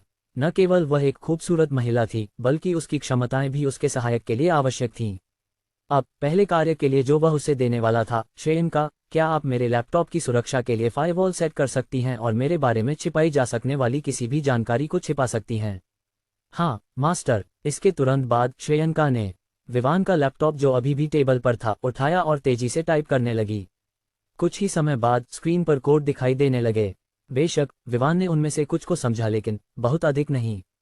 उसने विश्वविद्यालय में कंप्यूटर प्रोग्रामिंग सीखी थी, लेकिन ये केवल मूल बातें थीं। हाँ, मास्टर। इसके तुरंत बाद श्रेयंका ने विवान का लैपटॉप, जो अभी भी टेबल पर था, उठाया और तेजी से टाइप करने लगी। कुछ ही समय बाद स्क्रीन पर कोड दिखाई देने लगे। बेशक विवान ने उनमें से कुछ को समझा, लेकिन बहुत अधिक नहीं। उसने विश्वविद्यालय में कंप्यूटर प्रोग्रामिंग सीखी थी, लेकिन ये केवल मूल बातें थीं। अब जब वह स्क्रीन पर एक के बाद एक दिखाई दे रहे कोड को देख रहा था, विवान अंततः कंप्यूटर मास्टरी की शक्ति को समझ सकता था। सिर्फ 5 मिनट में श्रेयंका ने कोड टाइप करना बंद किया और विवान की ओर देखा। मास्टर, सब कुछ हो गया है। कोई भी हो, मुझे यकीन है कि वे फायरवॉल को पार नहीं कर सकते और लैपटॉप में मौजूद जानकारी चुरा नहीं सकते। आपके बारे में जानकारी के लिए आपके नाम के अलावा और कुछ नहीं पाया जा सकता। उनके लिए आपके बारे में अधिक जानकारी जानने का एकमात्र तरीका है कि वे उन लोगों से पूछें जो आपको जानते हैं। विवान श्रेयंका की क्षमताओं से प्रभावित था। अब जब एक हिस्सा निपट गया था, तो अब एक और मुद्दे पर ध्यान देने का समय था। उसने आयुष के बारे में सोचा, जिसकी वफादारी उसके प्रति अधिकतम हो गई थी। इसलिए उसने पूछा, श्रेयंका, क्या आप आयुष की जानकारी देख सकती हैं? अगर संभव हो तो मैं चाहूंगा कि वह यहाँ आए। हाँ, मास्टर, श्रेयंका ने उत्तर दिया और फिर से लैपटॉप पर टाइप करने लगी। विवान ने कुछ बुनियादी जानकारी दी, जैसे कि वह किसी तरह ऑस्टिन से जुड़ा था आदि। उसे पहले से ही ऑस्टिन की संपर्क जानकारी पता थी, क्योंकि उसने इसे अरेना में अनुबंध पर हस्ताक्षर करते समय प्राप्त किया था। अपनी अच्छी याददाश्त के साथ उसने इसे याद रखा, भले ही वह नहीं चाहता था। और कुछ ही समय बाद विवान ने देखा कि आयुष की जानकारी स्क्रीन पर दिखाई दे रही थी। श्रेयंका द्वारा एकत्र की गई जानकारी के अनुसार आयुष वर्तमान में 43 वर्ष का था। उसकी एक पत्नी और 2 बच्चे थे। उसने ऑस्टिन की पूरी तरह से सेवा करने की लालसा रखी थी जब से उसने ऑस्टिन से अपनी बेटी को बचाने के लिए कहा था, जो उस समय बीमार थी और उसके पास उसका इलाज कराने के लिए पैसे नहीं थे। आयुष के पास व्यापार में अच्छे कौशल थे, लेकिन अपनी बेटी की बीमारी के कारण उसके व्यवसाय का पतन हो गया, क्योंकि उसकी बेटी पर खर्च किए गए पैसे की कमी थी। ऑस्टिन से मदद मांगने के बाद ऑस्टिन ने केवल तब मदद करने पर सहमति दी जब उसने देखा कि आयुष के पास अच्छे व्यापार कौशल हैं। तो उस पल से आयुष ने ऑस्टिन की सेवा की। लेकिन इस समय तक आयुष की बेटी अभी भी अस्पताल से बाहर नहीं आई थी। आखिरकार यूरेमिया का इलाज करना आसान नहीं था। इसके बाद श्रेयंका ने फिर से टाइप करना शुरू किया और सुरक्षा कैमरों में हैक करने में सफल रही। और कुछ ही समय बाद उसने पाया कि आयुष वर्तमान में कहाँ था। वह वर्तमान में एम्बर सिक्योरिटीज के अंदर था। वह इसे प्रबंधित कर रहा था। विवान ने आयुष की संपर्क जानकारी ली और कॉल किया। नमस्ते आयुष, क्या आप इस समय चिदा होटल आ सकते हैं? हाँ मास्टर। हालांकि आयुष ने पहले विवान को नहीं देखा था, लेकिन उसकी विवान के प्रति 100% वफादारी ने उसे विवान को आसानी से पहचानने में मदद की।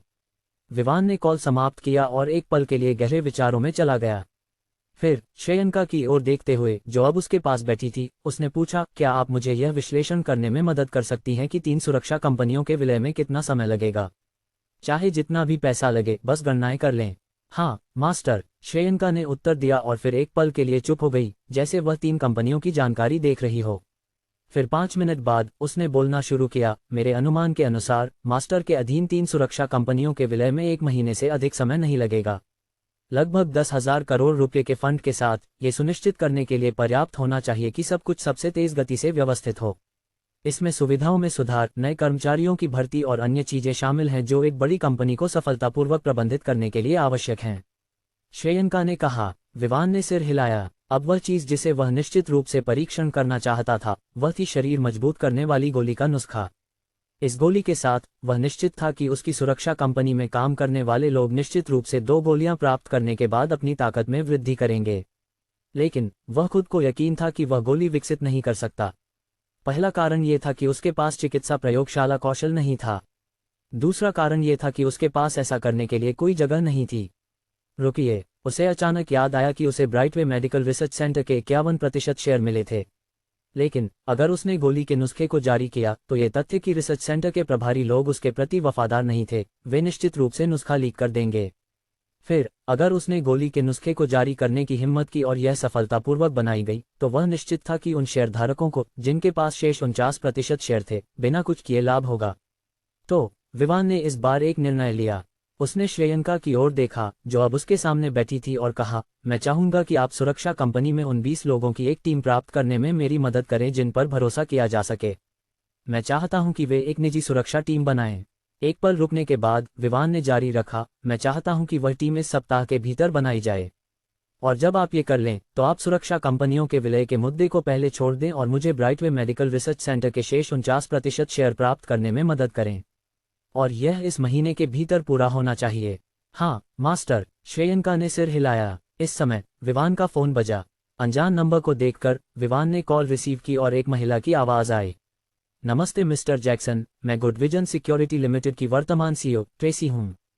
चूंकि आपने कंपनी के सभी शेयर खरीद लिए हैं, मैं जानना चाहती थी कि क्या आपके पास दस्तावेज पर हस्ताक्षर करने का समय है। विवान ने एक पल सोचा और कहा, मैं 2 दिनों में वहां पहुंचूंगा। या अगर आप वेंचर सिटी आ सकती हैं, तो यह कोई समस्या नहीं होगी। ठीक है, फिर मिस्टर जैक्सन, मैं वेंचर सिटी आऊंगी। उड़ान के समय से मुझे कल सुबह 10 बजे वहां होना चाहिए। ट्रेसी ने कहा, ठीक है, मैं चिदा होटल में आपका इंतजार करूंगा। विवान ने कहा और फिर कॉल समाप्त कर दिया। उसने श्रेयंका से कहा, आप सुरक्षा प्रवर्तन से टीम ले सकती हैं क्योंकि यह करीब है। और एक और बात, आप मेरी मदद कर सकती हैं ये सुनिश्चित करने में कि मैंने मैक्सवेल को जो पैसे दिए हैं, वो सही तरीके से खर्च हो रहे हैं। उन्हें बचाना नहीं चाहिए। उन्हें आपात स्थितियों के लिए हेलीकॉप्टर खरीदने चाहिए, अगर संभव हो। हाँ मास्टर, श्रेयंका ने कहा और फिर उठने लगी, लेकिन विवान ने उसे रोक दिया। आप ये कल कर सकती हैं, अब रात का समय हो चुका है। बस बाकी 2 कमरों में से एक चुनें और उसका उपयोग करें। विवान ने कहा, हाँ मास्टर, श्रेयंका ने उत्तर दिया और फिर विवान के लैपटॉप के साथ एक कमरे में चली गई। उसे अभी भी उन सभी कंपनियों पर थोड़ा और शोध करना था जो विवान ने अधिग्रहित की थी, और उनके प्रतिस्पर्धियों पर भी। श्रेयंका के जाने के बाद विवान का फोन फिर से बजा। स्क्रीन पर देखते हुए उसने पाया कि यह आयुष था। विवान ने कॉल रिसीव की और आयुष को बताया कि वह जिस स्वीट में था वहां आ जाए। कुछ मिनटों बाद आयुष वहां पहुंच गया। उसे देखते हुए विवान ने देखा कि आयुष का स्वभाव ग्रेस के समान था, बस उसका स्वभाव पुरुषाना था। नमस्ते मास्टर, आयुष ने विवान को झुककर नमस्कार किया। विवान ने आयुष का ध्यानपूर्वक अवलोकन किया। वह सोच रहा था कि क्या पूरी तरह से उसके प्रति वफादार होने के कारण आयुष अब भी एक इंसान था या वह एक कठपुतली की तरह था। वह एक इंसान है और सामान्य अवसरों पर उसी तरह व्यवहार करेगा जैसा उसे करना चाहिए। बस इतना है कि वह कभी भी आपको धोखा नहीं देगा, और अगर आप उससे कहें तो वह मरने के लिए भी तैयार होगा। विवान ने सिर हिलाया और आयुष का स्वागत करते हुए कहा, आयुष, मैं यहाँ कुछ पूछना चाहता हूँ, जिस कंपनी का आप प्रबंधन कर रहे हैं वह कैसी है? क्योंकि मैं हैरान हूँ कि यह पहले से ही 8 बजे है, फिर भी आप कार्यालय में हैं। मास्टर, कंपनी ठीक है, बस इतना है कि पूर्व मालिक लापरवाह था और पैसे खर्च करना पसंद नहीं करता था। इसके परिणामस्वरूप कंपनी अब तक विकसित नहीं हो सकी। इसके अलावा वहां के कर्मचारियों के साथ ठीक से व्यवहार नहीं किया गया जब तक कि उन्होंने अनुबंध पर हस्ताक्षर नहीं किए। वर्तमान एम्बर सिक्योरिटीज की प्रतिष्ठा के साथ इसमें कोई संदेह नहीं है कि यह सुरक्षा प्रवर्तन को नहीं हरा सकती। आयुष ने कहा। उसके स्वर से विवान समझ गया कि वह निराश था, और विवान उसे थोड़ा समझ सकता था। आखिरकार, अगर आयुष ने कंपनी को ऊंचाई पर पहुंचाने के लिए मेहनत की और दूसरी ओर कोई उसे नीचे खींच रहा था, तो यह स्पष्ट था कि वह निराश और हताश हो सकता था, ये देखते हुए कि जो ये सब कर रहा था वह मालिक था और उस समय उसका मास्टर था। विवान ने इसके बारे में सोचा और कहा, आयुष, मैं चाहता हूं कि आप कंपनी में आवश्यक परिवर्तन करें। मैं एम्बर सिक्योरिटीज को अन्य 2 सुरक्षा कंपनियों के साथ विलय कर रहा हूं। उस समय आप विलय की गई सुरक्षा कंपनी के प्रभारी हो सकते हैं। मैं आपसे बहुत उम्मीद करता हूं। आयुष उत्साहित हो गया जब विवान ने उसे परिवर्तनों को सौंपने और भविष्य में पदोन्नति की बात की। इससे वह खड़ा हुआ और विवान को एक और गहरा झुकाव दिया। मास्टर, मैं इस अवसर और विश्वास के लिए आपका धन्यवाद करता हूं। मैं सुनिश्चित करूंगा कि मैं आपकी अपेक्षाओं पर खरा उतरूं। ठीक है, फिर आप घर वापस जा सकते हैं। परिवर्तन कल किए जा सकते हैं। विवान ने सिर हिलाया। एक बार फिर विवान का धन्यवाद करते हुए आयुष अंततः चला गया। विवान ने निर्णय लिया कि वह आयुष को सुरक्षा उद्योग क्षेत्र की देखरेख करने देगा। चूंकि वह उसे धोखा नहीं दे सकता, विवान उसे कुछ और लाभ दे सकता था और उसे कुछ गलत होने की चिंता करने की आवश्यकता नहीं थी। किसी भी मामले में आयुष न केवल उसके प्रति वफादार था, बल्कि वह सक्षम भी था। अन्यथा ऑस्टिन उसे अपना दास क्यों बनाना चाहता, कोई ऐसा जो उसके लिए कंपनी चलाता। जब विवान ने देखा कि सब कुछ रात के लिए तैयार है, तो वह अपने बेडरूम में वापस गया और श्रेयंका द्वारा तैयार किए गए भोजन के बाद सो गया, जो अपने कमरे में वापस चली गई थी। आज का एपिसोड यही खत्म होता है। मिलते अगला एपिसोड। चैनल को लाइक, शेयर और सब्सक्राइब जरूर करें और चैनल पर दूसरे स्टोरी को भी एक्सप्लोर करें।